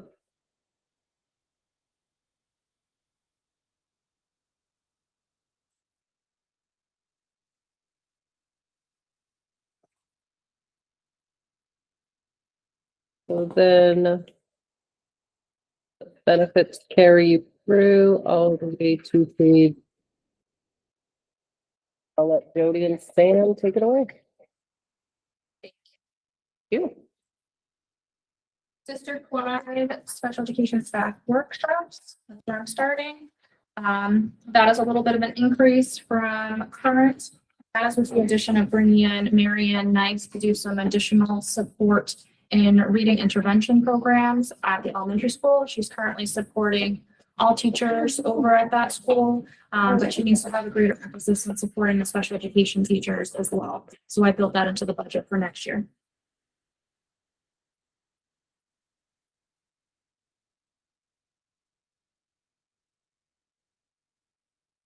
District-wide professional development, that went up. We had things coming from grants previously. That grant money, as we know, has potentially decreasing and or going away. So I have built some of those additional things into the budget. It includes, a lot of it includes the CPI instruction that we've been doing. So for our trainers themselves, we need to go every 2 years, they need to get recertified.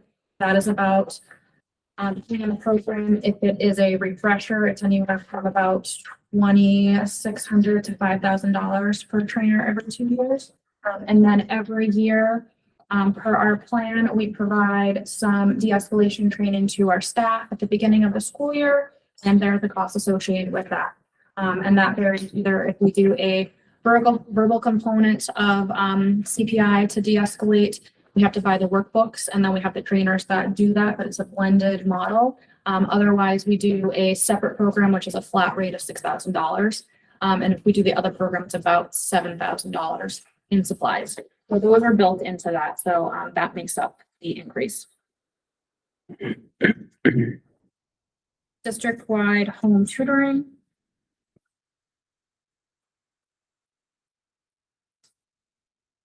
This is student specific. We have some students that are on alternative learning plans that are getting, their programming is essentially mostly tutoring. Contracted service line. This is a reduction. Remember, that was the default figures. Last year, I had proposed $827,000 in this line. So it's actually a little bit higher than I proposed from last year, but much less than the default. We have saved money drastically over the years in this line because we've moved to our own BCBAs and behavior coaches. So we've taken away all the money that we used to spend for constellations. And as you'll recall, I had previously talked to you about trying to reduce some of our contractors, specifically looking at speech. These past couple of years, we've been using one agency that charges about $25 to $30 more an hour than another agency that I have started working with. So we are saving a considerable amount of money just by moving into another agency. And as the years continue, I'm going to also look into continuing that model for some of our other service providers, OT, PT. Those are a little bit harder because we don't need as many people. So it's a little bit harder to go to another agency and expect a big savings in cost.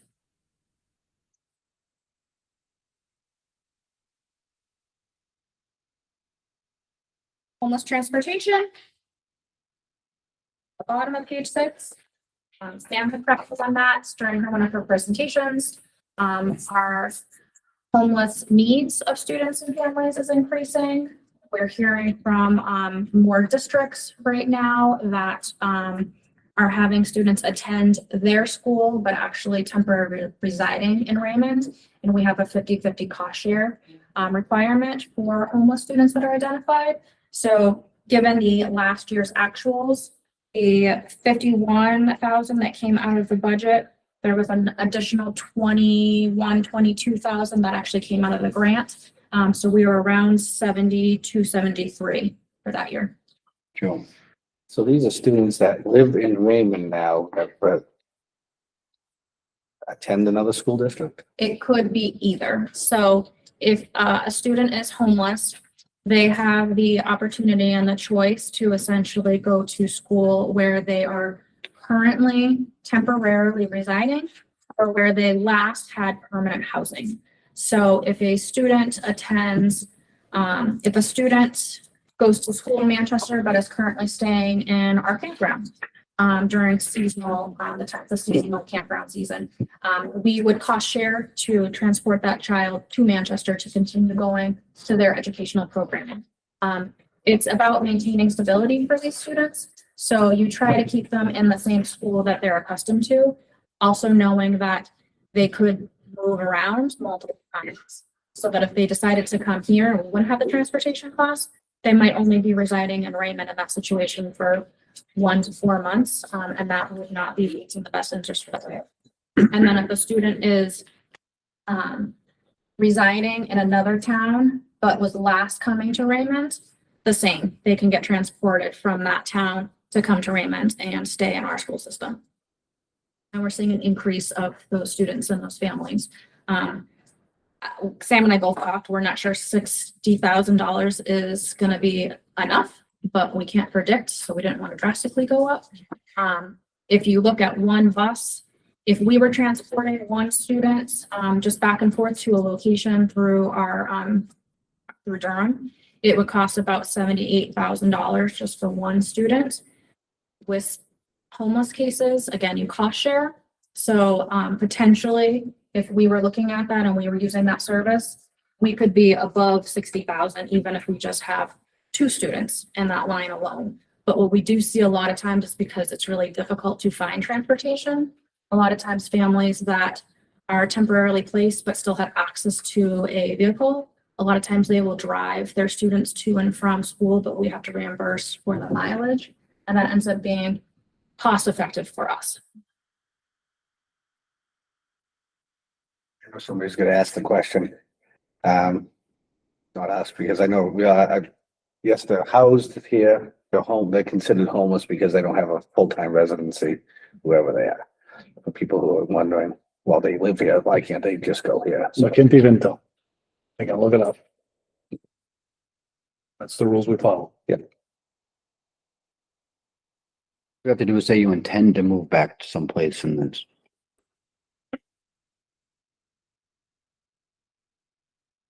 Transportation line increased.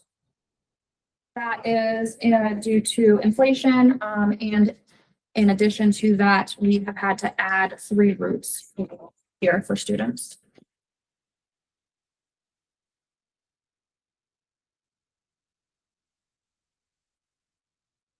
Page 7.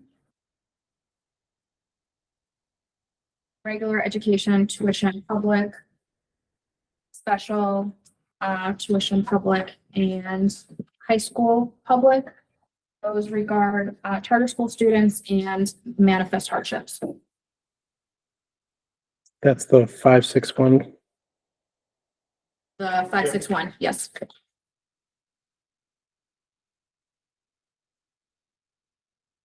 Private tuition for elementary, middle, and high school, some changes there. As we know, those are fluid changes. Some students might move from elementary to middle school level. Some of the high schooler students will be graduating or aging out.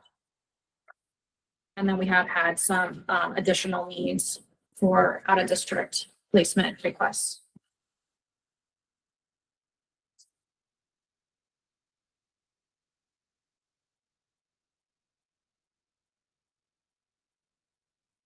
Supplies, you'll see about all of the supplies going on page 7 to page 8. I have increased most lines by $1,000. because people are just asking for more. Prices of supplies are going up. Sometimes there's supplies that are unpredictable that we need. So I've increased those lines to account for more accurate to the actuals. And I did also request that we add a new line this year to include supplies specific to the BCBA's. They've been asking for some supplies that we've been taking out of the school lines through here. So these supply lines through the programs. But they are starting to administer assessments to students as well. And those assessments cost money. So some of that money is to purchase those assessments. Your OT line, your speech line, the BCBA line, and then the psychological test line are primarily for protocols to assess students as required by IDA. The periodical line is subscriptions. This includes Acuity, which is our software system.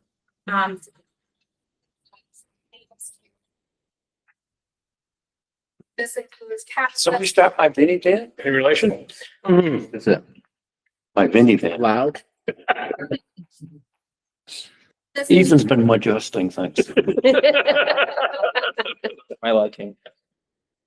This includes Catalyst, which is a program that we use for our some of our nonverbal students and some of our students that have the most aggressive behaviors within the district to be able to on the spot track the data that we're trying to track for those, and then we can see progress. Part of it includes curriculum for the self-contained programs. I added in a software this year that is helping our special education staff members better write tailored individual goals for IEPs. Master Teacher is in here, which all of our paraeducators utilize for PD. And then the PIF scanning system is still in here, but this will be our last year with needing to owe them money. We're almost there. We're getting there. We had 11 or 12 empty filing cabinets downstairs. Yes, you're doing a good job. Thank you. I got mine. What's that? Yes, what this is. Go ahead, so. The only other thing that's much different is you will see for new equipment for the elementary school special education new equipment, there is $2,500 in there. This is a stopgap. This is on the more reasonably priced for some AC units that are student specific that are needed at that school. The other way to do it would have been, I think it was like $30,000. This is a stopgap to get us through. Also knowing that there's, talks about a new elementary school and stuff like that. The student moves around. So we're just gonna get some AC units and move them around as needed.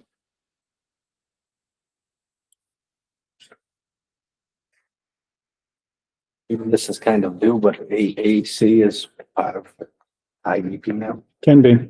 Temperature regulation, Yep. Medical needs. medical. I can't get into any more specific. I know. Yeah. Don't get me started on air conditioning. Seriously. And everything else on here is similar to what it has been in the past. I'm hoping the Medicaid line might be able to decrease a little bit the following year, but with us moving to a new software system, I'm a little hesitant to change it right now, just in case we run into something unexpected along the way.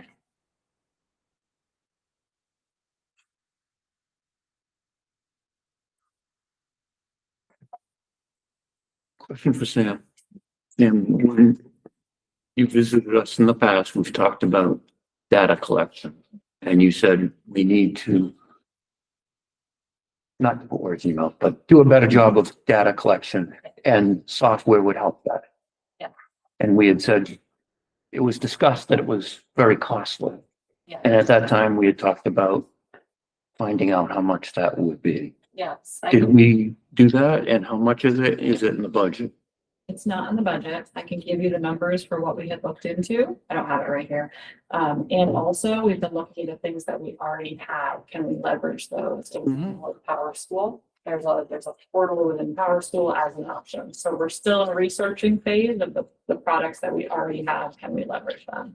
There's not something in the budget for next year. In addition to that, our new Medicaid system, one of the things that we're utilizing it for is tracking all services with students with disabilities, regardless if we're on the back end billing for it. It's a new system, as with any new system. There are glitches along the way. We just started this about 3 weeks ago, but there has been conversation about if we can take that same system and start utilizing that for some data collection for all students. Because it will track duration, you can put notes, you can do a lot of the things that have been previously talked about in the system that we're already paying for. And I guess from my perspective, I would like us, to me, this should be resolved by July of 26. And if we need to put money in the budget, then let's discuss it now and not say we might be able to do something in-house. Because as we talked about then, and then somebody can correct me if I'm wrong, if we don't have good data, we're not gonna have good, the decision-making isn't as good as it should be. And what are the biggest issues we have in this district? Behavior.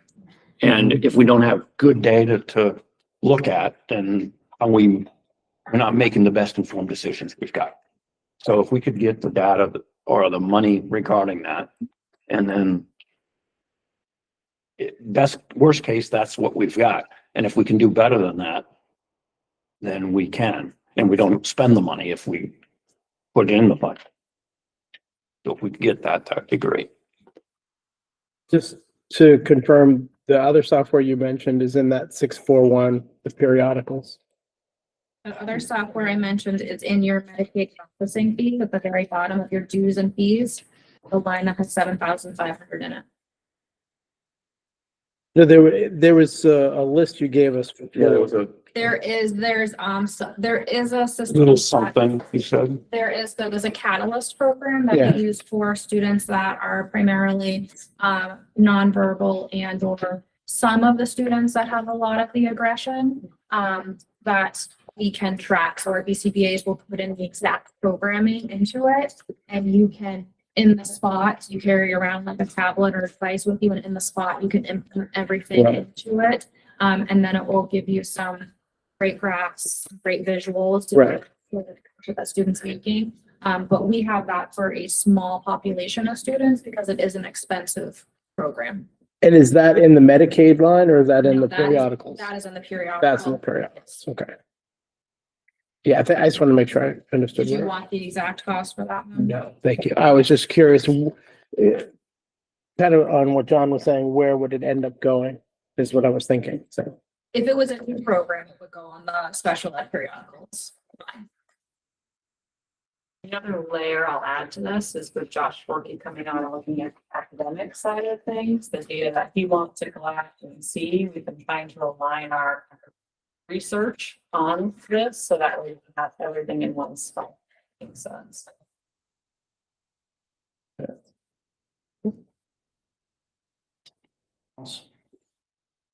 There is an initiative too in the packet.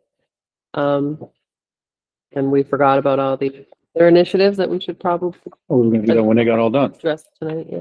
Yeah. But we didn't address it during the budget, Well, so that's why I was kind of like, oh, I kind of forgot. So theirs is the second page in. Before they start paying stuff, what's the status of food pay? So. if Because the- we need to discuss it now, or it doesn't get put in the budget. Yeah. right?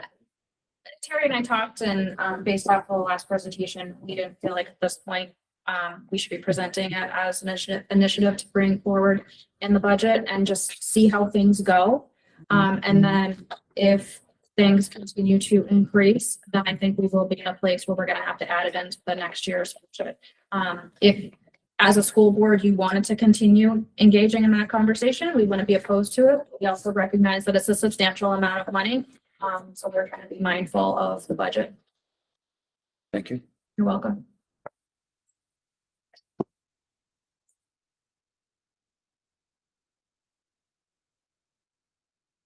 Let you guys. You want to go over your, Or the, yeah, go ahead, because they're going to ask you more questions than I can answer. So I'm actually. Right? And if you have a preference of which one you want over the other ones, because we're not doing all three. No, Pick one. this is a pick one. If you pick any, Trained me well, John. please pick one. This was not meant to be all three. This was based off of a conversation that Terry, John, and Sam engaged in. So I'm gonna hand this over to Sam. Sam and I have spoken, and her and I both agree on if we were to be the ones choosing the top priority, we agree on our recommendation. Yes, so this is, obviously, there's high behavioral health needs at the elementary school, I think we're all aware of, and so we had a lot of discussion and thinking through how best to meet that need from a staffing perspective. And so there's three options laid out here. There's the addition of one lead behavior coach. There's the addition of one school counselor, or again, these are ors, addition of a half-time school psychologist. So I'll go through each and just questions feel free to ask. The first, the lead behavior coach, kind of rationale for this, right? Right now, we have one lead behavior coach that splits their time between two schools.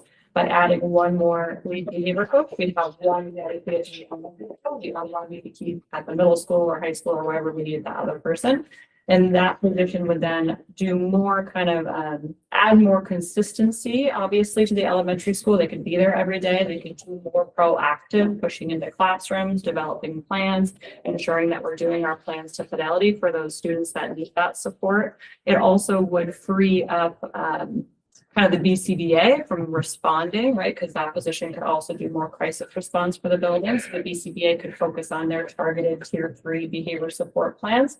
Right now, we've been using the high school BCBA for a little bit of support at the elementary school as well. So it would allow us to put more of that support back in the state school. It essentially would really help shift from being reactive to more proactive, right? Because we're putting in work before the crisis occurs. That's the goal of having an additional behavior coach. It also would increase kind of the training and modeling for the behavior coaches in the building. We have a new behavior coach starting, so it would allow for more modeling in the moment coaching for that behavior coach to learn and hopefully retain our behavior coaches as well.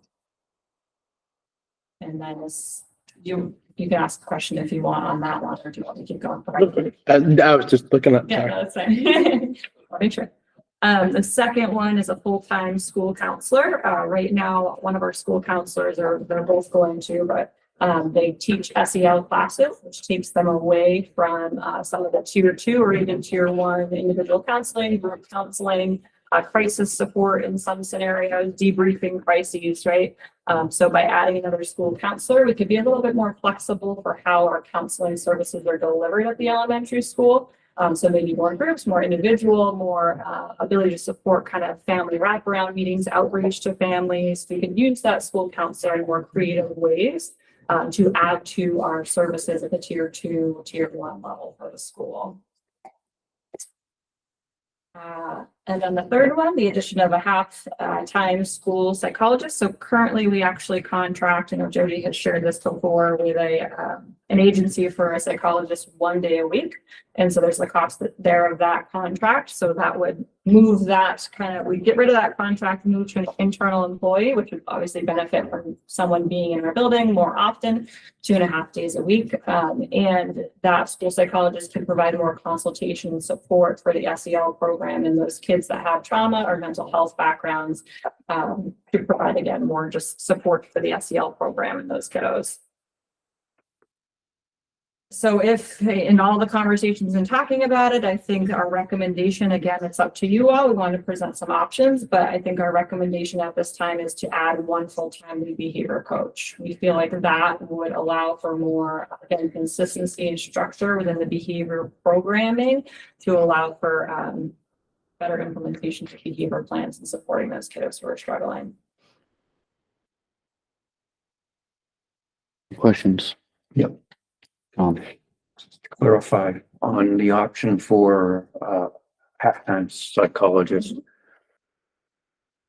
is the cost that's associated is 69,485. Is that after we reduce the 39, or is it including in?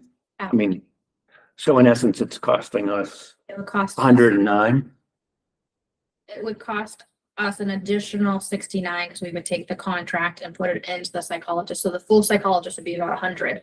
But the cost that you would see in addition would be the 69 because we already have the 39 in there for the contract.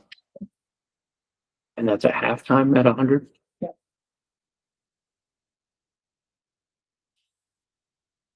No. It seems like a lot for halftime. I think we actually found an error for Jody Gutterman, her first one in 4 years. We caught her. Does it seem like a lot though? I mean, It is. Anyways, It's a lot. For half. You got for half. at this juncture, because of your recommendation, I'm not that concerned about it. But I was just curious as to how this was, just so that I know everything's Yeah. going in. I have to go back to my notes, but the 69 might actually be the total and then take away the 39. I'll have to check, Charlie. I like this. I just, Well, because I'm glad you asked, because I had written it down. It's a net of 30 additional, Mm. but it's not, depending on what that is. Correct. And then, again, not, just sort of get it all in my head. What's the chances of getting a half-time psychologist? Minimal, I would say. I would also say finding a psychologist to come in outside of a contracted agency is also getting to be hard because you can make more through a contracted agency.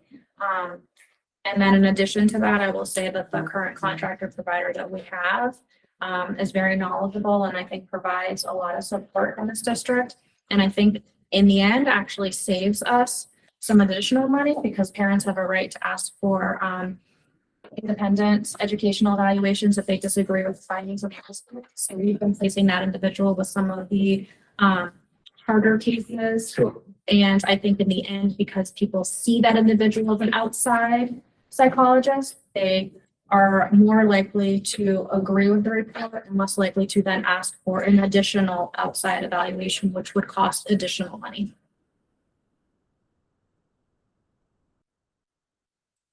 If we were to go the route of, the lead behavior coach, like, well, in addition to.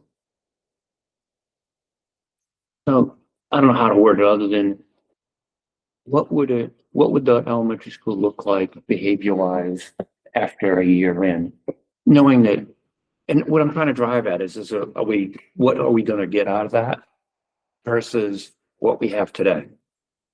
And we've had conversations, Sam, in the sense that, does it make sense to dedicate more time to a particular grade and things like that? And I'm just trying to understand, what is it that we anticipate with that and what would be different, I guess? I mean, we anticipate, right, that our behavior coach, by adding to our behavior coach team, that we're able to keep our kids in the classes, right? To push in to support those kids that have triggers that make them leave the class or engage in escalated behavior.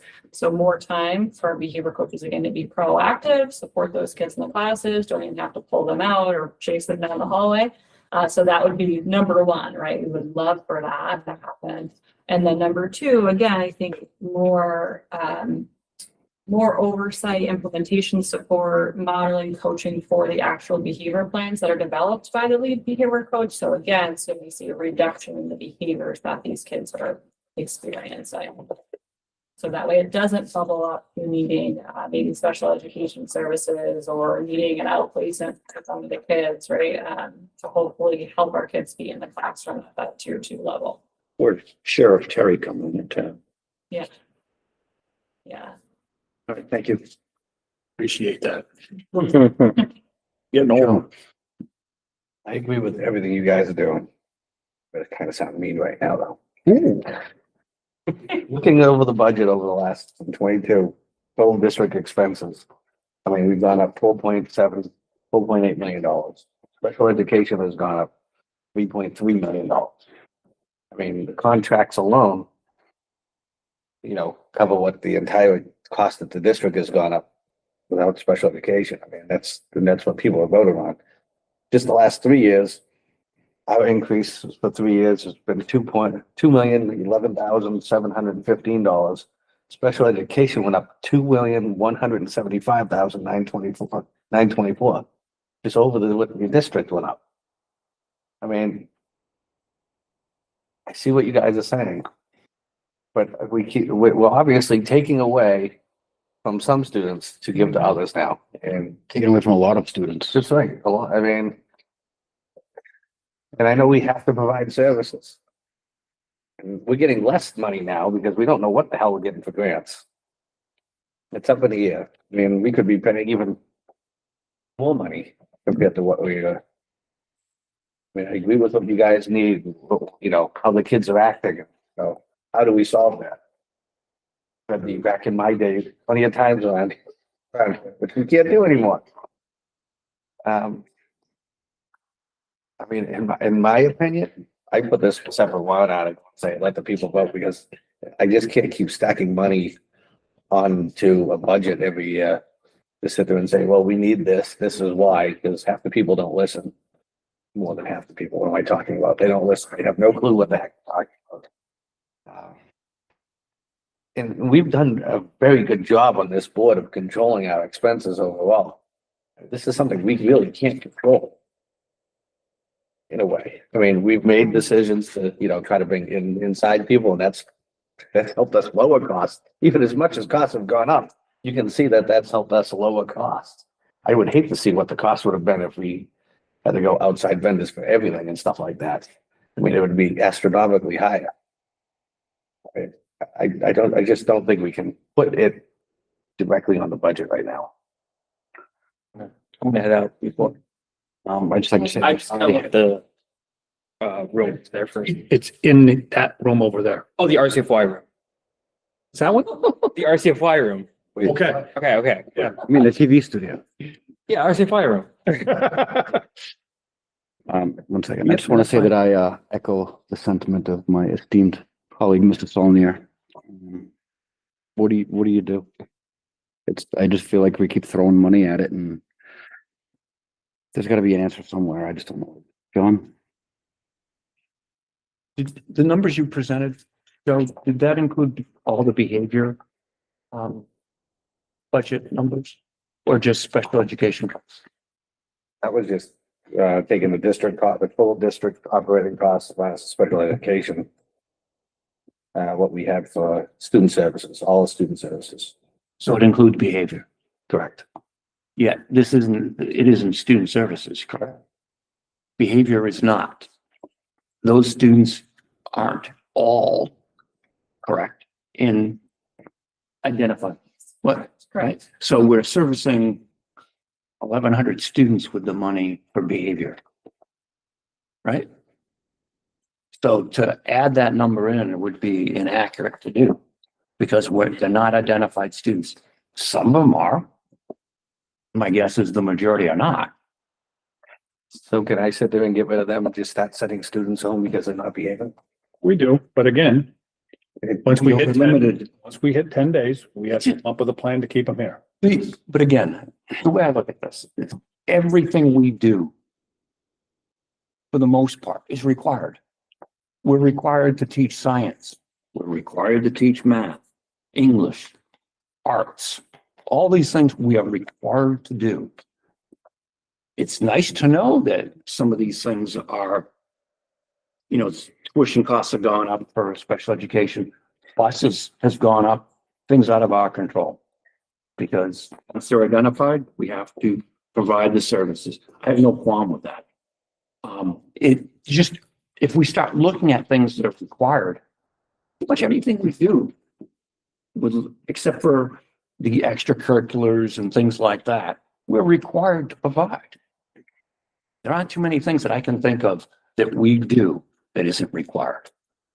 Granted, there are some programs I'm sure that we do that aren't required, classes that aren't required, but for the most part, everything we do is required to some degree. So I don't know why we try to differentiate and separate out different parts of the budget and point at them and say, geez, we can't do that. It doesn't make sense to me. I don't know if it's separating out, but I would say that I think the majority of the 1,100 kids probably don't need behavioral therapy or be taught how to behave in a classroom. So How to many say that students do we- they're all utilizing that services. Sam, ballpark, how many students did you service last year behaviorally? If that's correct, ballpark, With or without IEPs. just Just all of total. them. All. 30%. Thank you. Sorry, I get stuck on figures. No, that's fine. If that's your guess, that's fine, you know. Probably more. I'm pulling up the IEPs. So Yeah, I wouldn't pull out, I'm just asking behavior. Yeah, so 40-50%. Yeah. So I'll just, I guess I'm seeing both sides of that. I understand Joe's point about the rising costs of special education, but I agree with John on this part too. Like, this isn't just the special ed kids. And elementary school has been our biggest concern. And that's probably the point where we would make the most impact for their future throughout the rest of their school career, is if they can control themselves better in elementary school. Hopefully that translates better behavior in middle and high school. But I understand that, you know, our budget is creeping up and, you know, we'll have to make some hard choices. I agree with the proposal. I don't know where you're gonna land, but yeah, it's just the numbers are all high and hard and mostly required.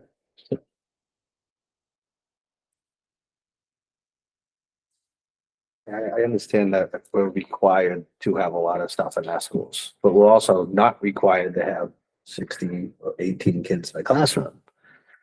We could have under 30 kids in a classroom. Would that be proper? No. I mean, I think we're getting to the point now where if we start getting default to this, default to that, and everything in special education is required, we will be hitting 30 kids a classroom one of these days.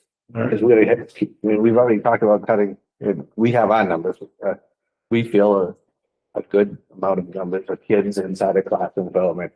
I understand. But I don't want to see us start, I mean, we've talked about it in this town before, having 25, 26, 27, 28 kids in second grade.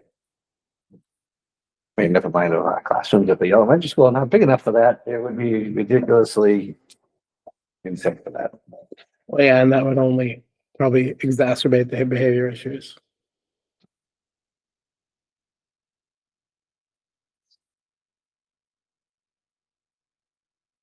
The 69,000 is correct as far as the cost for a halftime psychologist.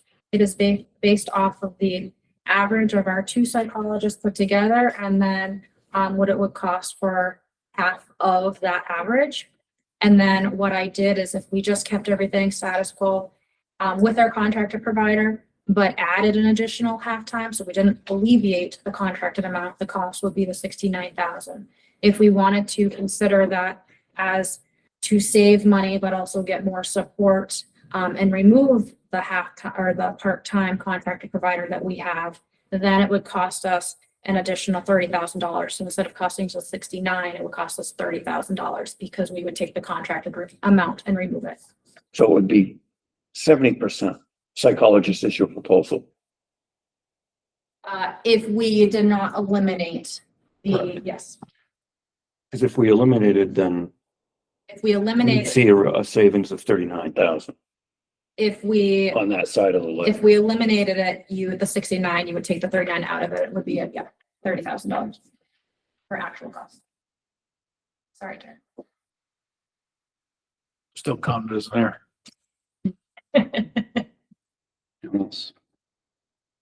So, sorry. Is there a reason we, now I'm just, I don't know, tilting at windmills maybe. But it's a similar cost for the behavior coach. Do we add the behavior coach but remove the contracted services? And then that's only an increase of 30. No, look at Terry. They have that contract first, that's like. Oh, it has to be Either there. you go that way or you go the other way with Jody. That's Okay, so that's an inviolate line. It's gotta be one way or the other. Okay, sorry. I added that for additional information, but you can't remove what we currently have if you're not adding in the same Okay. service. That person does take on additional evaluations and our current staff wouldn't be able to manage it if we didn't have the support. Okay, sorry, I did not catch that. Thank you. You're welcome. A question, have we ever looked at having, I mean, we have colleges around here and stuff like that, that I'm sure need internships and stuff like that. Have we ever looked at something like that? Students in, college students in to work with? Yep, so I currently have 2 social work interns in my department right now. So one is primarily 100% at the elementary school. So she is offering more groups and individual counseling to the elementary school. So yes, some years we have 2, 3, but yes, we're always looking at interns. But interns take supervisors to. No, I understand. Yeah. that. And we did highly consider a school psychologist intern in the past, but when we looked at the requirements for that individual, they wanted to be paid to be an intern. That's where a lot of school programs are going now. A lot of the interns want to get paid and a lot of places will pay them. So for us, they wanted to get paid and we looked at what could we do? Could we have them be a behavior coach for part of the time and pay them in that regard and then have them work with the psychologist and get the hours? We looked at the amount of hours they needed, their availability, and the requirements, and then what our psychologists could do. And our psychologists were even willing to come in early and stay late to work with us. But at the end of the day, we could not get that individual the hours that they needed, even if we extended the typical 1 year to complete your internship to 2 years, in part because they couldn't do hours during the summer, and that's when we get the bulk of the hours. Because if we did, they got paid for, 6-7 hours of their day.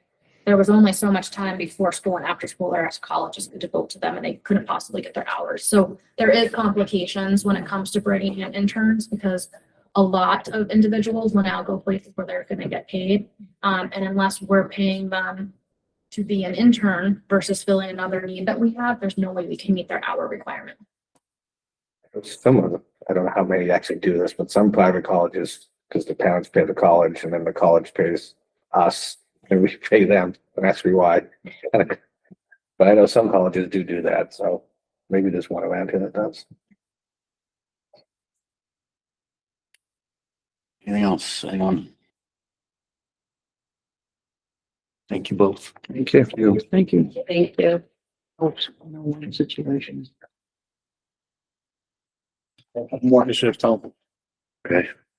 Who wants to read them? I will read them. Go for it. All right. The first one is a van initiative. That's from Jeremy.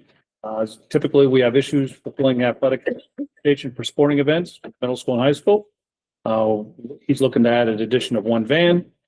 We average about $8,000 a year in transportation costs for our smaller towns. That is just the that is just the high school. We're not even figuring in anything with the middle school. A new van's about $65,000. We can get a used one with 23,000 miles for $37,000. And we can get a 12,000, another van, they have 12,000 miles for 45. We also probably figured that we have to start paying the coaches to drive. And so that's just an added cost there. So that's one of the initiatives. Behavior one is next. Did they vote? I'm sorry, what? Question. Go ahead, Rick. Yes, sir. How many events do they think they could cover? What do they think they would We say? typically have 4 teams. Oh God, you're gonna ask me what they are right now. No, I didn't ask what they are. I just, Cross-country meets, we could use that. So we only have 1 meet, so any cross-country meet, we would use the van. Bowling, any away bowling meet. I think he said around 11 or 12. it seats 11. Yeah, it's 15-person van, so 1 coach, you could get 14 kids on there. So this, again, the smaller teams. So I think Jeremy said, I wish I knew off the top. I think he said, I'll have to get that for you, John. If you would, yeah. Yeah. I'm just thinking, Yep. how many events? Got it? That's an easy cross-country. Yeah, I don't know.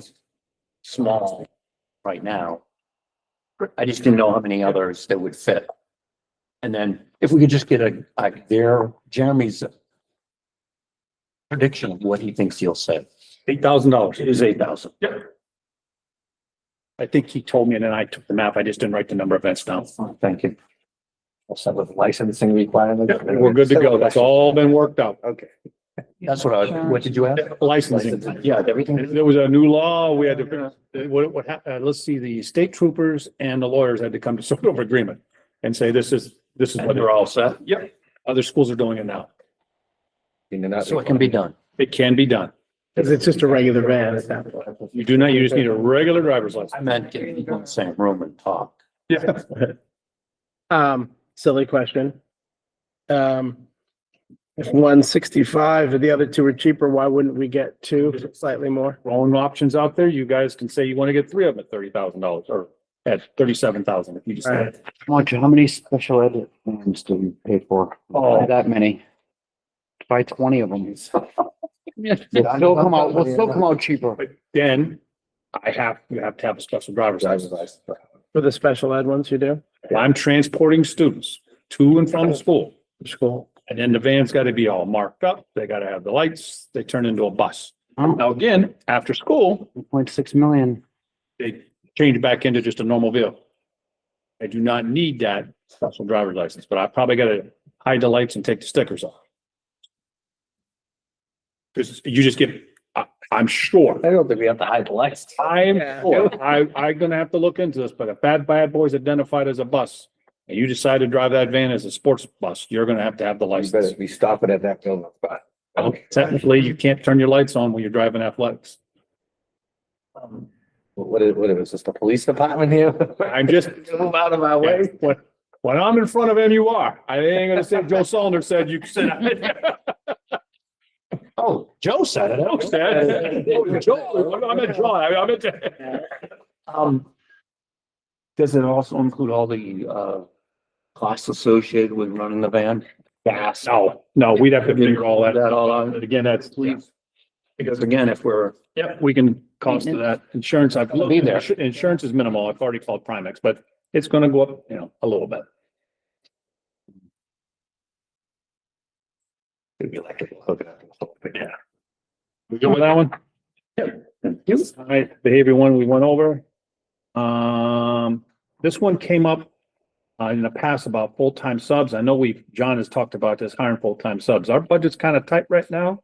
Well, I don't want to be doing anything this year that, could get us in trouble, but I know we've all talked about hiring full-time subs. So here's basically the cost. We would bring them in as step one. We would try to limit the benefits and all that stuff, but if they're working. Oh, Karen was here. We gotta just be careful. Staff. Huh? Support staff, or would they be wage pool, would they be? I think we would want them to be wage pool, I'm just asking. but the idea, because then, again, there's a plethora of options to do it. If we keep them wage pool and keep their hours down, we might not have to pay New Hampshire retirement. So we might do 4 days a week or something like that, just to keep the wages down to save some money. So again, though, to entice someone to do it, you got to pay them decent. Maybe one of those things is you either offer benefits or Lunch. you offer retirement. You have to be something that would come and it'd be a different type of contract. But we definitely would start them at a step one on the teacher scale. And then go from there. And then the fact that we can move them from place to place, they're not doing the same job every day. It wouldn't be considered a long-term sub, because then you got to be careful with that too. So, yeah.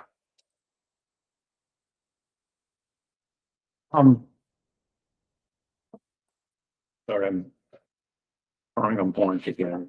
My English is not good. Do we anticipate doing this, reducing the number of the sub line? I think it would drop a little bit, but I don't think it's going to. Because it's gonna be hard sell if we can't. Yeah, I don't think there's a drastic, while we hurt for subs. How much do we hurt, I guess? is the Yeah, question, I right? mean, I get the emails every day. I know that the high school teachers pick up and cover the class. Because they get, I think they. because they're periods. Yep, some of them like that conversation. So this would help the part, like if half a day sub, right, where you're paying them for the whole day, that was an issue before where you'd have to get a sub. If someone was out in the morning, it Yeah, had to be covered, yep, and then that sub has the rest of the day. yeah. To what? We've kind of circumvented that through though. We circumvented that for the fact that we've kind of raised that para/teacher rate is the same. So if you sub as a para, you sub as a teacher, you're getting paid. If you're a certified teacher, But I'm saying we had an issue where if a Yeah. teacher was only gonna miss an hour in Yeah. the morning, we had to hire a sub to cover that, and then they were paid for the whole day, right? we're not, it's hourly now. They hit the clock. We hit the clock. So they're hourly employees now. Right? I'm pretty sure I'm pretty sure, yeah. Sure on That's why that. we have the hourly Bless you. rate. Bless you. I think it's twice. So I do see at the middle school quite a bit where classes have to get absorbed. I know at the elementary school too, like if a first grade teacher's out and they can't find a substitute, those first grade kids are absorbed through the other 4 classes. Because we can't find someone to sub. So that's how we're, How often does that happen? I'd probably say every day, some classes getting absorbed. Because we don't have subs. The UA classes. That's the, I'm done every See that a class. lot. Yeah, Yeah. UA's almost every day. I could care less about that, but if it's a regular, like their whole day is being disrupted because we can't find someone to sit in the room with them to Yep. teach them, Yeah. that's a And problem. that's- That's a problem. So again, and that's the problem in the sense of how to justify so to the voters. Because it, you know what I mean? In the sense that you can't show them a cost savings. I don't think that. Imagine if you Oh, went I to your understand. work and had to get up and go to another place to work Oh, I all know. day and it'd be like, this isn't where I work. So there's really not going to be a cost saving. It's just going to be an educational benefit. Right, it's in the best interest of the children. Yes. Correct. Right. So right now we have a lot, 246,545 for subs. Yep. I mean, your initiative was 247,890. I mean, if we had 3 of them, and you think we could pretty much, No, because if I have a teacher go out on a long-term, you have a teacher who's, all right, when we have a young staff, people get pregnant. We already have long-term sub pay, Yeah. a long-term sub. We do post for that, but it's very hard to find. So again, we have to still pay for that long-term sub, like, we have someone going out on I mean, Maternity leave. we didn't have to cover Josh, but if we have someone who gets pregnant, a 3rd grade teacher, we have to get a long-term sub. So I'm paying that teacher while they're out, and I'm also paying that substitute, and I'm gonna have to pay, so that's why sometimes you'll see the number go way up to, the number's up to 180,000 because 2 teachers, they had babies. And also, once you go into long-term, it's covered under the REA CBA. Then you move So into that it's all different. Yeah, Different rules then. yeah. So, So pull up to the big league. I can't sit there and say, we're gonna save money. I just can't earmark it because I don't know And if it's a, what next year is gonna happen with somebody having a baby, somebody becoming ill. All these things are very fluid. but if you can tell me that it's in the best interest of the students and it's not gonna come at an astronomically No, higher cost, No. then I don't care. if- no, so Well, it would be the fact that somebody would be in the building. We'd also have that individual too, take over, to being a sub coordinator, so that they could have a handle on, the subs, that person would be dedicated, making sure that the classes are covered and. My thing is, I know if my kid got put in a different classroom, he's not learning that day. He's gonna be distracted. It's gonna be every. Well, it doesn't, it affects the kids in the other. Yeah, it affects everybody. Now you got 2, We do it, you get absorbed. the whole grade is getting messed up that day. I mean, Not so much There's a- in high school, yeah, pretty much someone comes in and covers that class, but it's 5 different people covering those 5 sections. right. plus you can give high school kids, this is what you're gonna be doing. They can be a little more, Hopefully, a little more motivated and pick up the book and read the paper, or I'm gonna sit here for 45 minutes, not cause any grief. Right.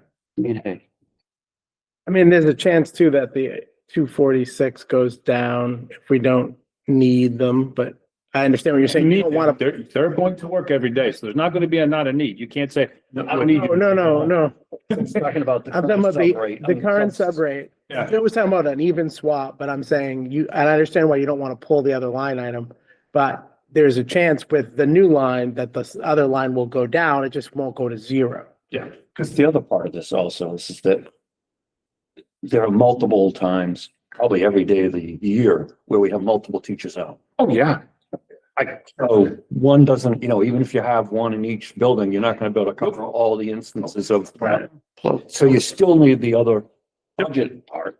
and if you have consistency in your substitutes, then they can actually teach and it's not like a free day off when you get a substitute, like, oh, yay. That person who's gonna be subbing every day is gonna have an idea what goes on. in the Right, class. so they're gonna be able to step in and kind of actually progress the class as opposed to being not a day Kids off. are gonna know who they are, what, Yeah. yep. So it's not like, oh, yay, we get to do whatever. Well, when I was Steve sub- O'Neill used to come in every day. Well, he couldn't come in every day because of his pension and whatever, so he could only make so much. but he was there at least 4 days a week. And he could teach, because he used to be a teacher, he used to be a principal, Yep. whatever. And I think his wife did some of it too. She was up there. Yeah, I mean, when I was studying all the time, kids get to know your name. yeah. They know you might not take as much grief from them as. They know your triggers. But if you're in the same building every day Yeah. or most of the time, then Nobody you're gonna have an knows. idea what the curriculum is, where they're at with it. I mean, you're gonna be a lot more in tune with what's happening that day. And it's, A lot of times parents get pulled, so the kids aren't getting covered because the parents are pulled. Teachers. at some point, you just become another teacher to I think we have one more. As Pat mentioned, loss of Title IV, we are probably, I don't, 50-50 chance, let's just say that. Loss of Title II funds, and Title II basically does a lot of our professional development. We've relied on having these funds for many years. With them being cut in future years, we have spent budget fiscal year 23-24, 61,000, 24-25, 62,000, 25-26, 67,000. Some of the things that we did this year, we had 20 teachers over the summer doing restorative practices that basically totaled about 13.5. CPI training at all schools was $6,000. A different type of CPI training, I think is more of the hands-on, was 2,400. Understanding by Design, which is basically teaching teachers, the lesson plan, that whole thing that we've been running forward, that was 11,000 over the summer. You still have people doing the data over the summer from previous years, we had people looking at the iReady data, I think. Over No, the summer. I don't think so. Not, The behavioral we health. have done that, but I don't think we've done that recently. Because we do that during set meetings. So it's more of a common practice during PLCs during the day than it is something at the end of the year. RHS brought in I wrote it down, about $4,000 for someone to come in and work with the teachers. Case Managers Academy, any new special ed teacher, especially someone who can hire on an Alt-4 plan. We sent a new teacher to Case Managers Academy. That was 1,020. Mary Ann Nice, who we've seen huge results from at the elementary school, was 7,600. So all that stuff was in Title II. If we don't get Title II, that we got to, either we don't fund it and it goes away, or What was it? it's about I think we're looking at $60,000.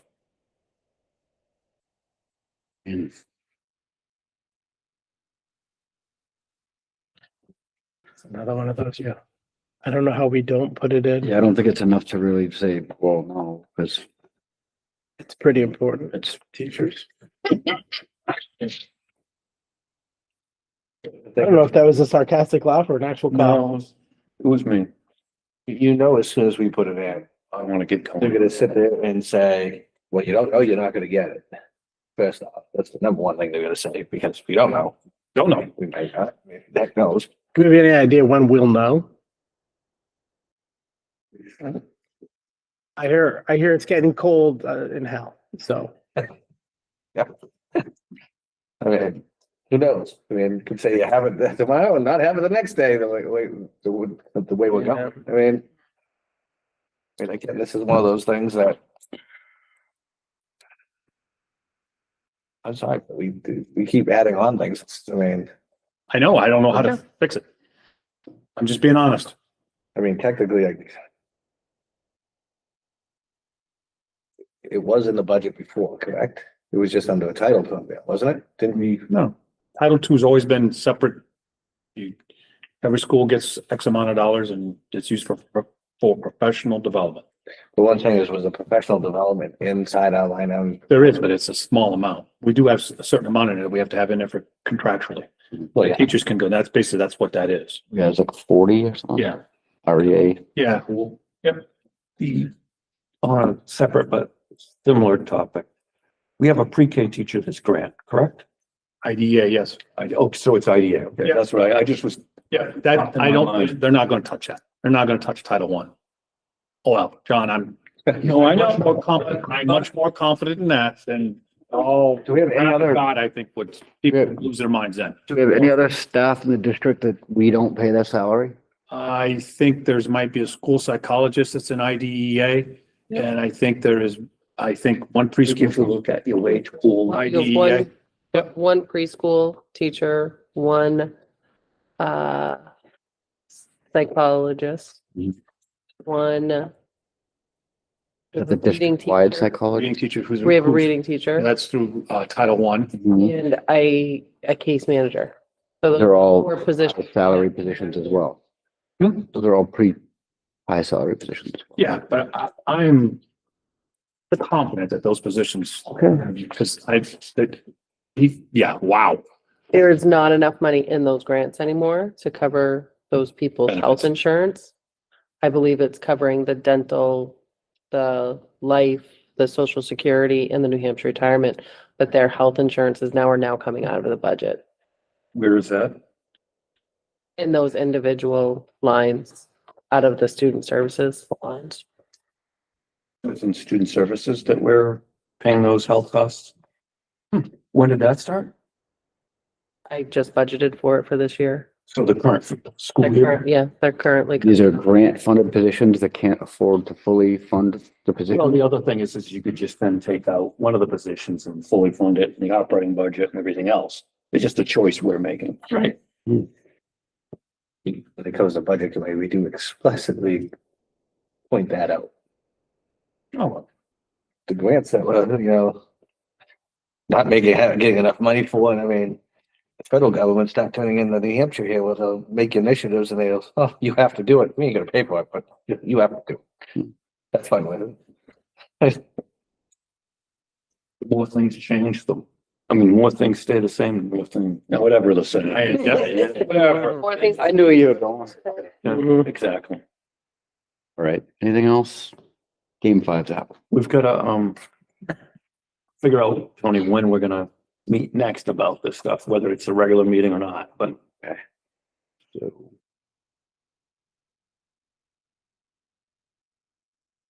This will be to what? Our action stuff and what? Well, to get back information that we've asked about, Mhm. usually that's a third, and then the fourth, usually we try to figure out the budget at the end of the day, right? Yes. Just so that we The can fun get stuff. recaps of anything that's open. So I think that could be done during a regular meeting, right?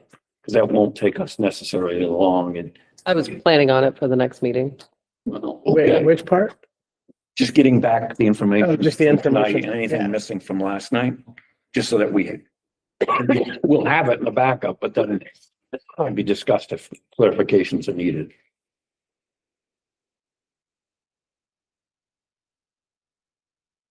We need to pick a meeting after November 5th, another date to drop the hammer and say, this is the budget or what? So. What day do we want to pick?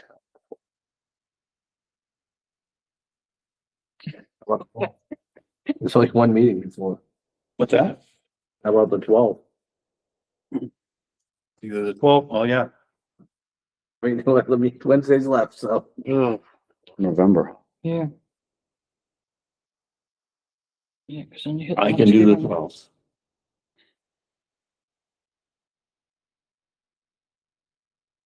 Not hearing anything. I I'm don't, looking- I don't book myself on Wednesdays for this reason. I'm free. I'm free. Here we go. It's in the calendar. Monday and Wednesdays are no go for me. Now Tuesdays is budget season. So we're And opening if in we the don't, 12th. if we don't come to a consensus, then we still have the 19th too, if we have to. We're still fighting hard. The 12th doesn't look bad for me. Does the 19th look, I would also plan the 19th. Oh, wow, you're gonna be here. Let's We're gonna regular be meeting. here. Yeah, Plan for a long one on the 19th. Is that the last Wednesday then? Yeah, well, Well, the last Wednesday before Thanksgiving week, Yeah. Technically, yeah. which is Marjorie's budget turns into a Yep. pump, right? Boy, Click. All right. We're gonna meet the 12th at 6, is that right? 6? Yep. 12th and 19th. And the 19th is regular, so. Okay, then. Anything else from us, Star? No, I mean, if you got questions though, feel free to shoot us an email and, sometimes we can answer them. Present the question was asked and present the answer too, so that could maybe speed things up on the 12th if you guys have specific questions that weren't answered tonight. You can shoot us an email. Does that work? I'd rather just come up and knock on the door. I'll ring the bell. Hey, Harry, you in there? Is Terry high? Hey. Yes. Motion to adjourn. Second by Joe. Favor? Aye. Aye. Unanimous.